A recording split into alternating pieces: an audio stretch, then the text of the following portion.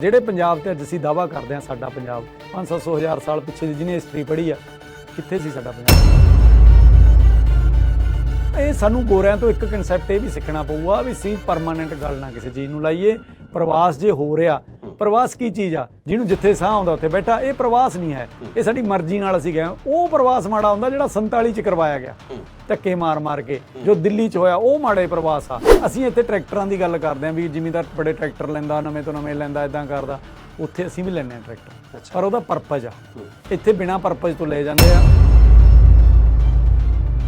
ਸੋ ਬਿਹਤਰ ਇਹ ਹੁੰਦੀ ਹੈ, ਸਾਲ 'ਚ ਕਈ ਟਰੈਕਟਰ ਸਾਨੂੰ 2 ਦਿਨ ਕੰਮ ਆਉਂਦੇ ਆ, 2 ਘੰਟੇ ਕੰਮ ਆਉਣ ਵਾਲੇ ਟਰੈਕਟਰ ਵੀ ਹੈਗੇ, ਪਰ ਉਹ ਟਰੈਕਟਰ ਲੈ ਕੇ ਖੜਾਉਣਾ ਪੈਂਦਾ। ਇਹ ਦਿਖਾਵੇ ਲਈ ਨਹੀਂ ਉੱਥੇ ਲੈਂਦੇ, ਉੱਥੇ ਇਸ ਲਈ ਲੈਂਦੇ ਸਾਡੀ ਲੌਂਗ ਟਰਮ 'ਚ ਬੱਚਤ ਆ। ਬਰਾੜ ਸਾਹਿਬ, ਇਹ ਜਿਹੜਾ ਕਮਿਸ਼ਨ ਬਣਨ ਜਾ ਰਿਹਾ, ਇਹਦੇ ਬਾਬਤ ਤੁਸੀਂ ਕੀ ਕਹਿੰਦੇ ਹੋ ਕਿ ਇਹ ਕਿਵੇਂ ਸ਼ੁਭ ਸੰਕੇਤ ਹੈ? ਸਰਕਾਰਾਂ ਨੇ ਪਿਛਲੇ ਕਿਸਾਨ ਅੰਦੋਲਨ ਤੋਂ ਜਾਂ ਹੋਰਾਂ ਚੀਜ਼ਾਂ ਤੋਂ ਕੁਝ ਸਿੱਖਿਆ ਲੱਗਦਾ। ਮੈਂ ਲੱਗਦਾ ਸ਼ਬਦ ਤਾਂ ਵਰਤਦਾ ਕਿ ਨਤੀਜੇ ਆਉਣ ਤੋਂ ਬਾਅਦ ਪਤਾ ਲੱਗਣਾ ਅਸਲ ਗੱਲ ਦਾ। ਤਾਂ ਠੀਕ ਆ, ਬੜੀ ਵਧੀਆ ਇਹ ਗੱਲ ਲੱਗੀ ਵੀ ਫਾਰਮ ਕਮਿਸ਼ਨ ਦੇ ਜਿਹੜੇ ਚੇਅਰਮੈਨ ਬਣਾਏ ਆ ਨਾ, ਉਹ ਆ ਸਰਦਾਰ ਸੁਖਪਾਲ ਸਿੰਘ। ਉਹਨਾਂ ਬਾਰੇ ਕਿਸਾਨ ਕਾਫੀ ਜਾਣਦੇ ਆ। ਉਹਨਾਂ ਦਾ ਜ਼ਿਆਦਾ ਕੰਮ ਹੈਗਾ ਕਿਸਾਨਾਂ ਦੀਆਂ ਖੁਦਕੁਸ਼ੀਆਂ ਤੇ। ਅੱਜ ਸਾਡੇ ਮੁੱਖ ਮੰਤਰੀ ਆ, ਉਹਨਾਂ ਨੇ ਜਿਹੜੀ ਸਾਡੇ ਨਾਲ ਗੱਲ ਸਾਂਝੀ ਕੀਤੀ ਹੈ ਤਾਂ ਉਹ ਇਹ ਕੀਤੀ ਆ ਵੀ ਨੀਤੀ ਉੱਤੋਂ ਆਈ ਸੀ ਅੱਗੇ ਕਿਸਾਨਾਂ ਦੇ ਉੱਤੇ, ਹੁਣ ਅਸੀਂ ਥੱਲੋਂ ਲੈ ਕੇ ਆਏ।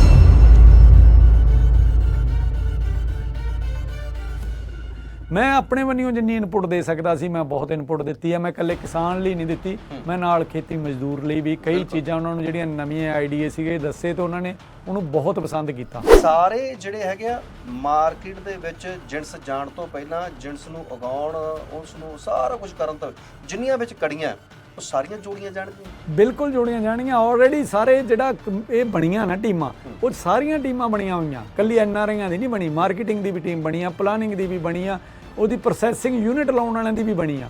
ਕੱਲੀ ਬਰੀਕੀ ਨਾਲ ਇਹ ਕੰਮ ਬਣ ਰਿਹਾ। ਤਾਂ ਹੀ ਮੈਂ ਕਹਿਣਾ ਇਹ ਗ੍ਰਾਸ ਰੂਟ ਆ, ਇਹ ਥੱਲੋਂ ਆ ਰਹੀ ਹੈ ਚੀਜ਼। ਪਰ ਜਿੱਥੇ ਮੈਨੂੰ ਥੋੜੀ ਜਿਹੀ ਕਾਹਲੀ ਲੱਗ ਰਹੀ ਸੀ, ਮੈਂ ਉੱਥੇ ਕਿਹਾ ਵੀ ਮਿਨਿਸਟਰ ਸਾਹਿਬ ਸਾਡੇ ਧਾਲੀਵਾਲ ਸਾਹਿਬ ਨਾਲ ਵੀ ਗੱਲ ਹੋਈ ਵੀ ਕਾਹਲ ਨਾ ਕਰੋ।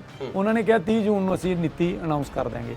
ਮੈਂ ਉਹਨਾਂ ਨੂੰ ਕਿਹਾ ਨਹੀਂ, ਇਹਨੂੰ ਚਾਹੇ ਹੋਰ 6 ਮਹੀਨੇ ਲੈ ਲਓ, ਤੁਸੀਂ ਇਲੈਕਸ਼ਨ ਵਾਲਾ ਫੰਡੇ ਤੋਂ ਬਾਹਰ ਨਿਕਲ ਕੇ ਤੂੰ ਕਰੋ ਕੰਮ। ਤੁਹਾਨੂੰ ਕੀ ਲੱਗਦਾ ਕਿ ਇਸ ਨੀਤੀ ਦੇ ਆਉਣ ਦੇ ਨਾਲ ਖੇਤੀ ਪ੍ਰਧਾਨਤਾ ਮੁੜ ਤੋਂ ਹੋ ਜਾਏਗੀ? ਪੰਜਾਬ ਖੇਤੀ ਵਾਲੇ ਰਾਹ ਤੇ ਚੰਗੀਆਂ ਲੀਹਾਂ ਪਾਉਂਦਾ ਹੋਇਆ ਚੱਲ ਪਏਗਾ? ਖੇਤੀ ਲਾਹੇਵੰਦ ਧੰਦਾ ਹੋ ਜਾਏਗਾ? ਮੈਨੂੰ ਇਹ ਨਹੀਂ ਸਮਝ ਆਉਂਦੀ ਵੀ ਖੇਤੀ ਨੂੰ ਅਸੀਂ ਛੋਟਾ ਕਰਕੇ ਕਿਉਂ ਮੰਨਦੇ ਹਾਂ। ਜਿਹੜਾ ਬੰਦਾ ਜਿਹੜੀ ਖੇਤੀ ਬਾਬਾ ਨਾਨਕ ਕਰ ਗਿਆ, ਜਿਹੜਾ ਬਾਬਾ ਨਾਨਕ ਦਾ ਧੰਦਾ ਸੀ, ਉਹ ਛੋਟਾ ਕਿਵੇਂ ਹੋ ਸਕਦਾ? ਬਿਲਕੁਲ, ਉਹਦੇ ਤੇ ਤਾਂ ਸਾਨੂੰ ਮਾਣ 3-4 ਗੁਣਾ ਕਰਨਾ ਚਾਹੀਦਾ। ਵੀ ਮੈਨੂੰ ਕਹਿੰਦੇ ਸੁਨਹਿਰੀ ਅੱਖਰਾਂ 'ਚ ਨਾਂ ਲਿਖੇ ਜਾਣਗੇ ਟੀਮਾਂ ਦੇ ਜਿਨ੍ਹਾਂ ਨੇ ਸਹਿਯੋਗ ਦਿੱਤਾ। ਮੈਂ ਕਿਹਾ ਮੇਰੀ ਇੱਛਾ ਨਹੀਂ ਹੈ ਵੀ ਮੇਰਾ ਸੁਨਹਿਰੀ ਅੱਖਰਾਂ 'ਚ ਨਾਂ ਲਿਖਿਆ ਜਾਵੇ, ਪਰ ਮੇਰੀ ਇੱਕ ਇੱਛਾ ਇਹ ਵੀ ਨਹੀਂ ਹੈ ਵੀ ਮੇਰਾ ਨਾਂ ਕਾਲੇ ਅੱਖਰਾਂ 'ਚ ਧੱਬਿਆਂ 'ਚ ਲਿਖਿਆ ਜਾਵੇ ਵੀ ਇਹ ਉਹਦਾ ਹਿੱਸਾ ਸੀ।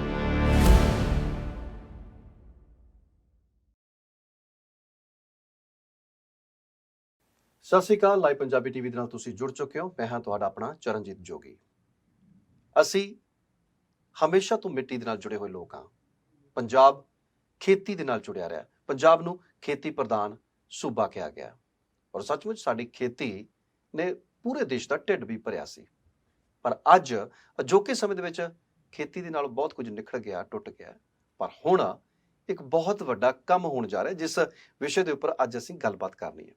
ਤੇ ਗੱਲਬਾਤ ਵੀ ਕਰਨੀ ਹੈ ਖੇਤਾਂ ਦੇ ਪੁੱਤ ਦੇ ਨਾਲ, ਖੇਤਾਂ ਦੇ ਰਾਜੇ ਦੇ ਨਾਲ, ਜਿਹੜਾ ਖੇਤਾਂ ਦੇ ਵਿੱਚੋਂ ਨਿਕਲਿਆ ਤੇ ਖੇਤਾਂ ਦੇ ਵਿੱਚ ਹੀ ਜਾ ਕੇ ਵੜ ਗਿਆ, ਭਾਵੇਂ ਦੇਸ਼ ਆਪਣਾ ਸੀ ਤੇ ਭਾਵੇਂ ਦੇਸ਼ ਬੇਗਾਨਾ ਸੀ।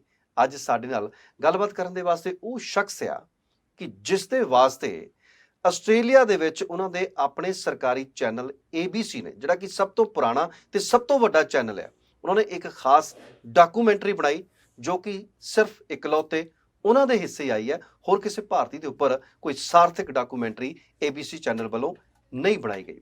ਤੇ ਇੱਕ ਅਖਬਾਰ ਜਿਸ ਦੇ ਵਿੱਚ ਲੋਕ ਆਪਣੀ ਤਸਵੀਰ ਲਗਵਾਉਣ ਦੇ ਵਾਸਤੇ ਤਰਸਦੇ ਨੇ, ਉਸ ਅਖਬਾਰ ਨੇ ਉਸ ਸ਼ਖਸੀਅਤ ਦੀਆਂ 10 ਤਸਵੀਰਾਂ ਛਾਪ ਕੇ ਇੱਕ ਵੱਡਾ ਆਰਟੀਕਲ ਉਹਨਾਂ ਦੇ ਵਾਸਤੇ ਛਾਪਿਆ। ਔਰ ਇਹ ਵੀ ਇਕਲੌਤੇ ਭਾਰਤੀ ਨੇ ਕਿ ਜਿਨ੍ਹਾਂ ਦੇ ਉੱਪਰ ਉਸ ਅਖਬਾਰ ਦੀ ਵੱਡੀ ਅੱਖ ਪਈ ਹੈ। ਅੱਜ ਸਾਡੇ ਨਾਲ ਨੇ ਐਡੀ ਵੱਡੀ ਸ਼ਖਸੀਅਤ ਮਿੰਟੂ ਬਰਾੜ ਜੀ। ਸਭ ਤੋਂ ਪਹਿਲਾਂ ਤੇ ਸਵਾਗਤ ਮਿੰਟੂ ਬਰਾੜ ਜੀ ਤੁਹਾਡਾ। ਸਤਿ ਸ਼੍ਰੀ ਅਕਾਲ ਜੋਗੀ ਜੀ, ਤੇ ਸਾਰੇ ਲਾਈਵ ਪੰਜਾਬੀ ਟੀਵੀ ਦੇਖਣ ਵਾਲੇ ਦਰਸ਼ਕਾਂ ਨੂੰ ਵੀ ਪਿਆਰ ਭਰੀ ਸਤਿ ਸ਼੍ਰੀ ਅਕਾਲ। ਉਮੀਦ ਕਰਦੇ ਹਾਂ ਜੀ ਸਾਰੇ ਚੜ੍ਹਦੀ ਕਲਾ ਚ ਹੋਵੋਗੇ। ਬਿਲਕੁਲ। ਔਰ ਇੱਕ ਅਸੀਂ ਮਿੰਟੂ ਬਰਾੜ ਜੀ ਬਾਰੇ ਹੋਰ ਗੱਲ ਤੁਹਾਨੂੰ ਦੱਸਦੀ ਹੈ, ਬੜੀ ਸਾਡੇ ਵਾਸਤੇ ਮਾਣ ਵਾਲੀ ਗੱਲ ਹੈ ਕਿ ਆਸਟ੍ਰੇਲੀਆ ਦੇ ਵਿੱਚ ਆਸਟ੍ਰੇਲੀਆ ਦਾ ਆਪਣਾ ਜਿਹੜਾ ਸਭ ਤੋਂ ਵੱਡਾ ਤੇ ਸਭ ਤੋਂ ਪੁਰਾਣਾ ਸਰਕਾਰੀ ਚੈਨਲ ABC, ਜਿਸ ਨੇ ਕਿ ਸਭ ਤੋਂ ਪਹਿਲੀ ਵਾਰ ਜੇਕਰ ਕਿਸੇ ਭਾਰਤੀ ਦੇ ਵਾਸਤੇ ਇੱਕ ਸਾਰਥਕ ਡਾਕੂਮੈਂਟਰੀ ਬਣਾਈ ਹੈ ਤਾਂ ਉਹ ਹਿੱਸੇ ਆਈ ਹੈ ਮਿੰਟੂ ਬਰਾੜ ਹੋਣਾ ਦੇ। ਇਹਨਾਂ ਦੇ ਉੱਪਰ ਉਹ ਬਹੁਤ ਬਾਕਮਾਲ ਡਾਕੂਮੈਂਟਰੀ ਬਣਾਈ ਗਈ ਔਰ ਇੱਕ ਉਹਨਾਂ ਦਾ ਹੀ ਆਪਣਾ ਸਰਕਾਰੀ ਅਖਬਾਰ, ਜਿਹਦੇ ਵਿੱਚ ਇਸ਼ਤਿਹਾਰ ਲਗਵਾਉਣ ਦੇ ਲਈ, ਤਸਵੀਰ ਲਗਵਾਉਣ ਦੇ ਵਾਸਤੇ ਲੋਕ ਵੱਡੇ ਪੈਸੇ ਚੱਕੀ ਫਿਰਦੇ ਨੇ, ਜਦੋਂ ਜਹਿਦ ਕਰੀ ਫਿਰਦੇ ਨੇ। ਉਸ ਅਖਬਾਰ ਦੇ ਵਿੱਚ 10 ਤਸਵੀਰਾਂ ਵਾਲਾ ਇੱਕ ਵੱਡਾ ਆਰਟੀਕਲ ਇਹਨਾਂ ਦਾ ਲੱਗਾ। ਉਹਦੇ ਵਿੱਚ ਵੀ ਇਹ ਪਹਿਲੇ ਭਾਰਤੀ ਨੇ ਕਿ ਉਸ ਅਖਬਾਰ ਦੇ ਵਿੱਚ ਇਹਨਾਂ ਨੂੰ ਥਾਂ ਮਿਲੀ ਹੈ ਔਰ ਸਾਡੇ ਦਿਲ ਦੇ ਵਿੱਚ ਤਾਂ ਇਹਨਾਂ ਦੀ ਥਾਂ ਹਮੇਸ਼ਾ ਬਣੀ ਰਹਿੰਦੀ ਹੈ। ਔਰ ਮਿੰਟੂ ਬਾਈ ਜੀ, ਜੇਕਰ ਆਪਾਂ ਗੱਲਬਾਤ ਬਾਅਦ ਵਿੱਚ ਸ਼ੁਰੂ ਕਰਦੇ ਹਾਂ, ਪਹਿਲਾਂ ਇੱਕ ਨਿੱਕਾ ਜਿਹਾ ਨਿੱਜੀ ਜਿਹਾ ਸਵਾਲ ਮੈਂ ਪੁੱਛ ਲਵਾਂ। ਜੀ ਜੀ। ਦੇਖੋ, ਗਰਮੀ ਬਹੁਤ ਆ, ਪਰ ਮੈਂ ਅਕਸਰ ਇਹ ਮਹਿਸੂਸ ਕਰਦਾ, ਮੈਂ ਦੇਖਿਆ ਕਿ ਤੁਸੀਂ ਉਹਨੇ ਗਰਮੀ ਦੇ ਮੌਸਮ ਦੇ ਵਿੱਚ ਹੀ ਆ। ਇਹ ਚੱਕਰ ਕੀ ਹੈ? ਹਾਂਜੀ, ਪ੍ਰਵਾਸੀਆਂ ਦਾ ਅਕਸਰ ਠੰਡ ਨਾਲ ਥੋੜਾ ਜਿਹਾ ਮੋਹ ਹੁੰਦਾ, ਠੰਡ ਜੀ ਆਉਂਦੇ ਆ ਤੇ ਜਨਵਰੀ, ਦਸੰਬਰ, ਜਨਵਰੀ ਇਦਾਂ ਆਉਂਦੇ ਆ। ਤੇ ਪਰ ਮੇਰਾ ਜਦੋਂ ਵੀ ਸਬੱਬ ਬਣਦਾ, ਪਿਛਲੇ ਵਾਰੀ ਮੈਂ ਜੂਨ ਜੁਲਾਈ ਇੱਥੇ ਸੀ, ਐਤਕੀ ਵੀ ਮੈਂ ਇੱਥੇ ਆ। ਸੋ ਇਹ ਕੁਛ ਨਹੀਂ ਸਬੱਬ, ਬਸ ਜਦੋਂ ਜੀ ਕਰਦਾ ਆ ਜਾਈਦਾ, ਜਦੋਂ ਟਾਈਮ ਵਿਹਲ ਹੁੰਦੀ ਆ ਉਦੋਂ ਆ ਜਾਈਦਾ। ਪਰ ਹਾਂ, ਇੰਨਾ ਕੁ ਜ਼ਰੂਰ ਆ ਵੀ ਲੋਕ ਸਵਾਲ ਕਰਦੇ ਆ ਵੀ ਇਸ ਰੁੱਤੇ ਕਿਉਂ। ਤੇ ਮੈਂ ਤੁਹਾਨੂੰ ਹੁਣ ਥੋੜਾ ਜਿਹਾ ਇੰਟਰਸਟਿੰਗ ਇਹਦਾ ਦੱਸ ਦਿੰਦਾ। ਮੈਨੂੰ ਕੱਲ ਪਰਸੋਂ ਕਿਸੇ ਨੇ ਸਵਾਲ ਕਰਿਆ ਵੀ ਤੈਨੂੰ ਡਰ ਨਹੀਂ ਲੱਗਦਾ, ਇੰਨੀ ਗਰਮੀ ਤੇ ਆਉਣਾ, ਤੈਨੂੰ ਡਰ ਨਹੀਂ ਲੱਗਦਾ? ਮੈਂ ਸੋਚਿਆ ਪਹਿਲਾਂ ਵੀ ਮੈਂ ਐਵੇਂ ਹਾਂ ਜਾਂ ਨਾ ਕਹਿਣ ਤੋਂ ਪਹਿਲਾਂ ਮੈਂ ਸੋਚਿਆ ਵੀ ਲੱਗਿਆ ਜਾਂ ਨਹੀਂ ਲੱਗਿਆ। ਤੇ ਮੈਂ ਕਿਹਾ ਹਾਂ, ਲੱਗਦਾ ਤਾਂ ਹੈਗਾ ਡਰ। ਕਹਿੰਦੇ ਕਾਹਦਾ ਡਰ ਲੱਗਦਾ? ਫਿਰ ਵੀ ਕੀ ਡਰ ਲੱਗਦਾ? ਮੈਂ ਕਿਹਾ ਮੇਰਾ ਕਿਤੇ ਰੰਗ ਨਾ ਕਾਲਾ ਹੋ ਜਾਏ। ਫਿਰ ਉਹ ਹੱਸਣ ਲੱਗ ਗਏ। ਡਰ ਕਾਹਦਾ ਜੀ, ਦੇਖੋ ਇੱਥੋਂ ਇਸ ਧਰਤੀ ਤੇ ਜੰਮੇ ਜਾਏ ਆ, ਪਤਾ ਨਹੀਂ ਕਿੰਨੀਆਂ ਗਰਮੀਆਂ ਹੰਡਾਈਆਂ, ਤੇ ਐਵੇਂ ਉਹ ਤਾਂ ਕਿ ਡਰਾਮੇ ਜਿਹੇ ਹੁੰਦੇ ਆ। ਗਰਮੀ ਸਰਦੀ ਤਾਂ ਰਹਿਣੀ ਆ, ਪਿੰਡ ਉੱਥੋਂ ਦੀ ਰਹਿਣਗੇ। ਬਿਲਕੁਲ ਜੀ। ਔਰ ਆਪਣੇ ਪਿੰਡ ਦੇ ਵਿੱਚ ਆ ਜਾਈਏ, ਮੌਸਮ ਕੋਈ ਵੀ ਹੋਵੇ, ਜਦੋਂ ਆਪਣੀਆਂ ਬਾਹਾਂ ਉਡੀਕਦੀਆਂ ਹੁਣ, ਫਿਰ ਨਿੱਘਾ ਹੀ ਮੌਸਮ ਲੱਗਦਾ। ਔਰ ਜੇਕਰ ਇੱਕ ਹੋਰ ਮੇਰੇ ਸ਼ੰਕੇ ਦੂਰ ਕਰ ਦਿਓ, ਕਿਉਂਕਿ ਗੱਲਾਂ ਬਾਤਾਂ ਤੇ ਆਪਾਂ ਬਹੁਤ ਕਰਨੀਆਂ, ਵੀ ਪਰਮਾਤਮਾ ਨੇ ਬੜਾ ਇਸ ਵੇਲੇ ਤੁਹਾਡਾ ਸਰੀਰ ਫਿੱਟ ਆ ਜੀ ਜੀ, ਜਿਹਨੂੰ ਪਿੰਡਾਂ ਦੇ ਵਿੱਚ ਆਪਾਂ ਕਹਿੰਦੇ ਨੇ ਬੜਾ ਛਾਂਟਕਾ ਜਿਹਾ ਸਰੀਰ ਆ, ਹੈਨਾ, ਵੀ ਤੂਤ ਦੀ ਛਟੀ ਵਰਗਾ। ਤੇ ਜਦੋਂ ਚਾਹ ਪਾਣੀ ਦੀ ਗੱਲ ਚੱਲਦੀ ਹੈ, ਉਦੋਂ ਮਿੰਟੂ ਬਰਾੜ ਕਹਿੰਦਾ ਕਿ ਯਾਰ ਮੈਂ ਫਿੱਕੀ ਪੀਣੀ ਹੈ। ਇਹ ਕੀ ਚੱਕਰ ਆ? ਕਈ ਵਾਰ ਜਿਵੇਂ ਮੇਰਾ ਨਾਂ ਨਾ ਥੋੜਾ ਜਿਹਾ ਅਜੀਬ ਆ, ਮੇਰਾ ਨਾਂ ਲੋਕਾਂ ਨੂੰ ਮੇਰੇ ਬਾਰੇ ਨਹੀਂ ਦੱਸਦਾ ਸਹੀ ਮਾਇਨੇ 'ਚ। ਜੇ ਦੇਖਿਆ ਜਾਵੇ ਤਾਂ ਮੈਨੂੰ ਮਿਸਜੱਜ ਕਰ ਲੈਂਦੇ ਲੋਕ, ਮਿੰਟੂ ਵੀ ਬੱਚਾ ਹੋਣਾ ਕੋਈ। ਤੇ ਜਦੋਂ ਮੇਰੀ ਸ਼ਕਲ ਆ ਉਹ ਵੀ ਮੈਨੂੰ ਮਿਸਜੱਜ ਕਰਨ ਵਾਲੀ ਆ, ਵੀ ਉਹਨਾਂ ਨੂੰ ਮੇਰੀ ਉਮਰ ਦਾ ਨਹੀਂ ਪਤਾ ਲੱਗਦਾ, ਕਿਸੇ ਨੂੰ ਇੱਥੇ ਵੀ ਨਹੀਂ ਹੁਣ ਕਿਸੇ ਨੂੰ ਪਤਾ ਲੱਗਣਾ, ਤਾਂ ਉਹ ਮੈਨੂੰ ਕਰਦੇ ਆ ਮਿਸਜੱਜ ਵੀ ਉਹ ਮੈਨੂੰ ਕਿਤੇ ਸਿਆਣੀਆਂ ਗੱਲਾਂ ਜਾਂ ਕਿਤੇ ਚੰਗੇ ਥਾਂ ਤੇ ਜੇ ਬਹਿੰਦੇ ਆ ਤਾਂ ਉਹ ਮੈਨੂੰ ਉਵੇਂ ਲੈਂਦੇ ਨਹੀਂ, ਸੀਰੀਅਸਲੀ ਨਹੀਂ ਲੈਂਦੇ। ਤੇ ਮੈਂ ਪਿੱਛੇ ਜਿਹੇ ਨਾ ਕਿ ਕਾਨਫਰੰਸ 'ਚ ਬੈਠਾ, ਸਾਰੇ ਡਾਕਟਰੇਟ ਬੈਠੇ, ਵੱਡੇ ਲੋਕ ਬੈਠੇ, ਇੱਕ ਦੋ ਮਿਨਿਸਟਰ ਬੈਠੇ, ਤਾਂ ਉੱਥੇ ਬੈਠਿਆਂ ਦੇ ਨਾ ਮੈਂ ਫਿੱਕੀ ਚਾਹ ਮੰਗ ਲਈ। ਜੋ ਮੈਂ ਫਿੱਕੀ ਚਾਹ ਮੰਗੀ ਤਾਂ ਚੇਅਰਮੈਨ ਸਾਹਿਬ ਨੇ ਮੈਨੂੰ ਆਹੀ ਸਵਾਲ ਜਿਹੜਾ ਤੁਸੀਂ ਕੀਤਾ, ਉਹਨਾਂ ਨੇ ਮੈਨੂੰ ਪੁੱਛ ਲਿਆ, ਯਾਰ ਫਿੱਕੀ ਚਾਹ ਕਿਉਂ, ਤੈਨੂੰ ਕੀ ਹੋਇਆ? ਮੈਂ ਕਿਹਾ ਜੀ ਕੁਛ ਨਹੀਂ ਵੈਸੇ ਹੀ। ਕਹਿੰਦੇ ਨਹੀਂ ਰਾਜ ਦੱਸ, ਇਹਦੇ ਪਿੱਛੇ ਹੀ ਰਾਜ ਕੀ ਆ? ਮੈਂ ਕਿਹਾ ਜੀ ਜਦੋਂ ਮੈਂ ਇਕੱਠ ਵੱਠ 'ਚ 4 ਸਿਆਣੇ ਬੰਦਿਆਂ ਬੈਠਿਆਂ 'ਚ ਫਿੱਕੀ ਚਾਹ ਮੰਗ ਲੈਣਾ ਨਾ, ਲੋਕ ਮੈਨੂੰ ਸਿਆਣਾ ਜਿਹਾ ਸਮਝਣ ਲੱਗ ਜਾਂਦੇ, ਬੰਦਾ ਸਿਆਣਾ ਹੋਣਾ ਜਿਹੜਾ ਫਿੱਕੀ ਚਾਹ ਮੰਗਦਾ। ਮੈਂ ਕਿਹਾ ਮੈਂ ਕੁਰਬਾਨੀ ਦਿੱਤੀ ਹੋਈ ਆ, ਔਰ ਕੁਛ ਨਹੀਂ, ਆਪਦੇ ਆਪ ਨੂੰ ਸਿਆਣਾ ਸਾਬਤ ਕਰਨ ਲਈ, ਜਿਹੜਾ ਕਿ ਮੈਂ ਹੈ ਨਹੀਂ ਅਜੇ। ਪਰ ਠੀਕ ਆ, ਮੈਨੂੰ ਹੱਸਦੇ, ਮੈਂ ਨਾਲ ਦੱਸ ਦਿਆਂ ਕਿ ਯਾਰੀ ਲੋਕ ਬੁੜੀਆਂ ਤਾਂ ਲੁਕੋ ਲੈਂਦੀਆਂ ਨਾ ਆਪਣੀਆਂ ਕੁੜੀਆਂ ਆਪਣੀ ਉਮਰ, ਤੇ ਮੈਂ ਵੀ ਥੋੜੀ ਜਿਹੀ ਲੁਕਾਊਂ, ਪਰ ਤਰੀਕੇ ਨਾਲ ਲੁਕੋ ਲੈਣਾ। ਮੈਂ ਅੱਧੀ ਸਦੀ ਦਾ ਹੋ ਗਿਆ, 50 ਸਾਲਾਂ ਦਾ, 50 ਸਾਲ ਪਲੱਸ GST। ਕੀ ਬਾਤ ਹੈ, GST ਹੋਰ ਜੋੜ ਲਿਓ। ਕੀ ਬਾਤ ਹੈ ਜੀ, ਇੰਨੀ ਕੁ ਲੁਕੋਈ ਆ ਮੈਂ। ਨਹੀਂ GST। ਔਰ ਸਭ ਤੋਂ ਵੱਡੀ ਗੱਲ ਹੈ ਕਿ ਇੰਨੇ ਜੇ ਦਹਾਕੇ ਇਹਨਾਂ ਨੇ ਹੰਡਾਏ ਨੇ ਇਸ ਧਰਤੀ ਦੇ ਉੱਪਰ, ਤੇ ਆਪਣੀ ਧਰਤੀ ਨੂੰ ਬਹੁਤ ਕੁਝ ਦਿੱਤਾ ਹੈ। ਔਰ ਸਭ ਤੋਂ ਵੱਡੀ ਗੱਲ ਹੈ ਕਿ ਲੋਕ ਇੱਥੋਂ ਖੇਤੀ ਤੋਂ ਡਰ ਕੇ ਬਾਹਰਲੇ ਮੁਲਕਾਂ ਦੇ ਵਿੱਚ ਚਲੇ ਗਏ। ਉੱਥੇ ਜਾ ਕੇ ਇਹਨਾਂ ਨੇ ਖੇਤੀ ਤੋਂ ਡਰੇ ਨਹੀਂ, ਕਿਉਂਕਿ ਜਿਹੜਾ ਕੰਮ ਹੱਥੀਂ ਕੀਤਾ ਹੋਵੇ ਉਹ ਤੋਂ ਡਰਨਾ ਕਾਹਦਾ। ਉੱਥੇ ਜਾ ਕੇ ਵੀ ਕੋਈ 100-150 ਖੇਤ ਇਹ ਏਕੜ ਵਾਹੁੰਦੇ ਨੇ ਔਰ ਖੇਤੀ ਕਰਦੇ ਨੇ, ਔਰ ਇਕੱਲੇ ਹੀ ਦਬੱਲੀ ਫਿਰਦੇ ਨੇ। ਬਾਈ ਜੀ, ਇਹ ਕਿੱਦਾਂ ਸੰਭਵ ਹੈ ਵੀ ਇਕੱਲੇ ਹੀ ਦਬੱਲੀ ਫਿਰਦੇ ਹੋ ਸਾਰਾ ਕੁਝ? ਇਹ ਸਿਸਟਮ ਆ ਜੀ। ਸਿਸਟਮ ਦੇ ਤਹਿਤ ਜੇ ਕਹੀਏ ਤਾਂ ਹੁਣ ਮੈਂ ਤਕਰੀਬਨ 120 ਏਕੜ ਦੀ ਖੇਤੀ ਕਰਦਾ, ਤਾਂ ਉਹ 120 ਏਕੜ ਦੀ ਖੇਤੀ ਮਸ਼ੀਨੀ ਆ, ਸਾਰਾ ਕੁਝ ਆਟੋਮੈਟਿਕ ਲਾ, ਤੇ ਕੋਈ ਤੁਹਾਨੂੰ ਇਹੋ ਜਿਹੀ ਚੀਜ਼ ਹੀ ਹੈ ਨਹੀਂ ਜਿਹੜੀ ਉੱਥੇ ਮੈਨ ਪਾਵਰ ਦੀ ਲੋੜ ਪਵੇ। ਸਾਰਾ ਕੁਝ ਸਿਸਟਮ ਬਣਿਆ ਹੋਇਆ। ਜਿਹੜੀਆਂ ਚੀਜ਼ਾਂ ਤੇ ਮੈਨ ਪਾਵਰ ਦੀ ਲੋੜ ਪੈਂਦੀ ਸੀ ਉੱਥੇ ਉਹਨਾਂ ਨੇ ਤੋੜ ਕੱਢ ਲਏ।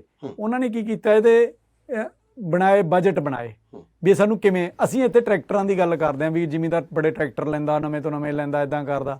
ਉੱਥੇ ਅਸੀਂ ਵੀ ਲੈਂਦੇ ਹਾਂ ਟਰੈਕਟਰ, ਪਰ ਉਹਦਾ ਪਰਪਜ਼ ਆ। ਇੱਥੇ ਬਿਨਾਂ ਪਰਪਜ਼ ਤੋਂ ਲੈ ਜਾਂਦੇ ਆ। ਉੱਥੇ ਪਰਪਜ਼ ਇਹ ਆ ਵੀ ਜੇ ਹੁਣ ਸਾਨੂੰ 7 ਕੰਮ ਆ ਟੋਟਲ ਖੇਤੀ ਦੇ ਵਿੱਚ, ਮੰਨ ਲਓ ਵੀ ਇੱਕ ਅਸੀਂ ਕਲਟੀਵੇਟ ਕਰਨਾ, ਉਦੋਂ ਬਾਅਦ ਅਸੀਂ ਸਲੈਸ਼ ਕਰਨਾ ਜਾਂ ਉਹਦੇ ਰੋਟਰੀ ਮਾਰਨੀ ਆ ਜਾਂ ਸਪਰੇਅ ਕਰਨੀ ਆ, ਘਾਹ ਵਾਲੀ ਸਪਰੇਅ ਕਰਨੀ ਆ, ਜਿੰਨੇ ਕੰਮ ਆ ਜੇ ਅਸੀਂ ਉਨੇ ਟਰੈਕਟਰ ਤੇ ਉਨੇ ਸੰਦ ਜੋੜੇ ਜੜਾਏ ਖੜੇ ਆ, ਉਹ ਸਾਨੂੰ ਸਸਤੇ ਪੈਂਦੇ ਆ ਨਿਸਬਤ ਇੱਕ ਟਰੈਕਟਰ ਜੋੜ ਕੇ ਛੱਡੀਏ ਅਸੀਂ। ਕਾਰਨ ਕੀ ਆ, ਸੰਦ ਵੱਡੇ ਆ, ਟਰੈਕਟਰ ਵੱਡੇ ਆ, ਤੇ ਹੈਲਥ ਐਂਡ ਸੇਫਟੀ ਦੇ ਅੰਡਰ ਜਦੋਂ ਗੱਲ ਆਉਂਦੀ ਹੈ ਤੇ ਅਸੀਂ ਜੋੜ ਤੋੜ ਨਹੀਂ ਕਰ ਸਕਦੇ ਸਾਰਾ ਦਿਨ। ਸਾਨੂੰ ਬੰਦਾ ਹਾਇਰ ਕਰਨਾ ਰੋਜ਼ $200-300 ਦਾ ਇੱਕ ਸੰਦ ਜੜਵਾਉਣ ਲਈ ਮਹਿੰਗਾ ਪੈਂਦਾ, ਟਰੈਕਟਰ ਸਸਤਾ ਪੈ ਜੂਗਾ। ਸੋ ਬਿਹਤਰ ਇਹ ਹੁੰਦੀ ਹੈ ਸਾਲ 'ਚ ਕਈ ਟਰੈਕਟਰ ਸਾਨੂੰ 2 ਦਿਨ ਕੰਮ ਆਉਂਦੇ ਆ, 2 ਘੰਟੇ ਕੰਮ ਆਉਣ ਵਾਲੇ ਟਰੈਕਟਰ ਵੀ ਹੈਗੇ, ਪਰ ਉਹ ਟਰੈਕਟਰ ਲੈ ਕੇ ਖੜਾਉਣਾ ਪੈਂਦਾ। ਇਹ ਦਿਖਾਵੇ ਲਈ ਨਹੀਂ ਉੱਥੇ ਲੈਂਦੇ, ਉੱਥੇ ਇਸ ਲਈ ਲੈਂਦੇ ਸਾਡੀ ਲੌਂਗ ਟਰਮ 'ਚ ਬਚਤ ਆ। ਬਿਲਕੁਲ ਜੀ, ਉੱਥੇ ਦਿਖਾਵੇ ਲਈ ਨਹੀਂ, ਕੰਮ ਲਈ ਹੁੰਦੇ ਆ, ਪਰ ਸਾਡੇ ਇੱਧਰ ਟੋਚਨ ਮੁਕਾਬਲਿਆਂ ਲਈ ਹੁੰਦੇ ਆ, ਵੱਡੇ ਵੱਡੇ ਬੂਫਰ ਲਾਉਣ ਲਈ ਹੁੰਦੇ ਆ, ਮੋਟੇ ਮੋਟੇ ਟਾਇਰ ਪਾ ਕੇ ਸ਼ਰੀਕਾਂ ਨੂੰ ਦਿਖਾਉਣ ਦੇ ਲਈ ਹੁੰਦੇ ਕਿ ਮੁੰਡੇ ਨੇ ਟਰੈਕਟਰ ਲੈ ਲਿਆ।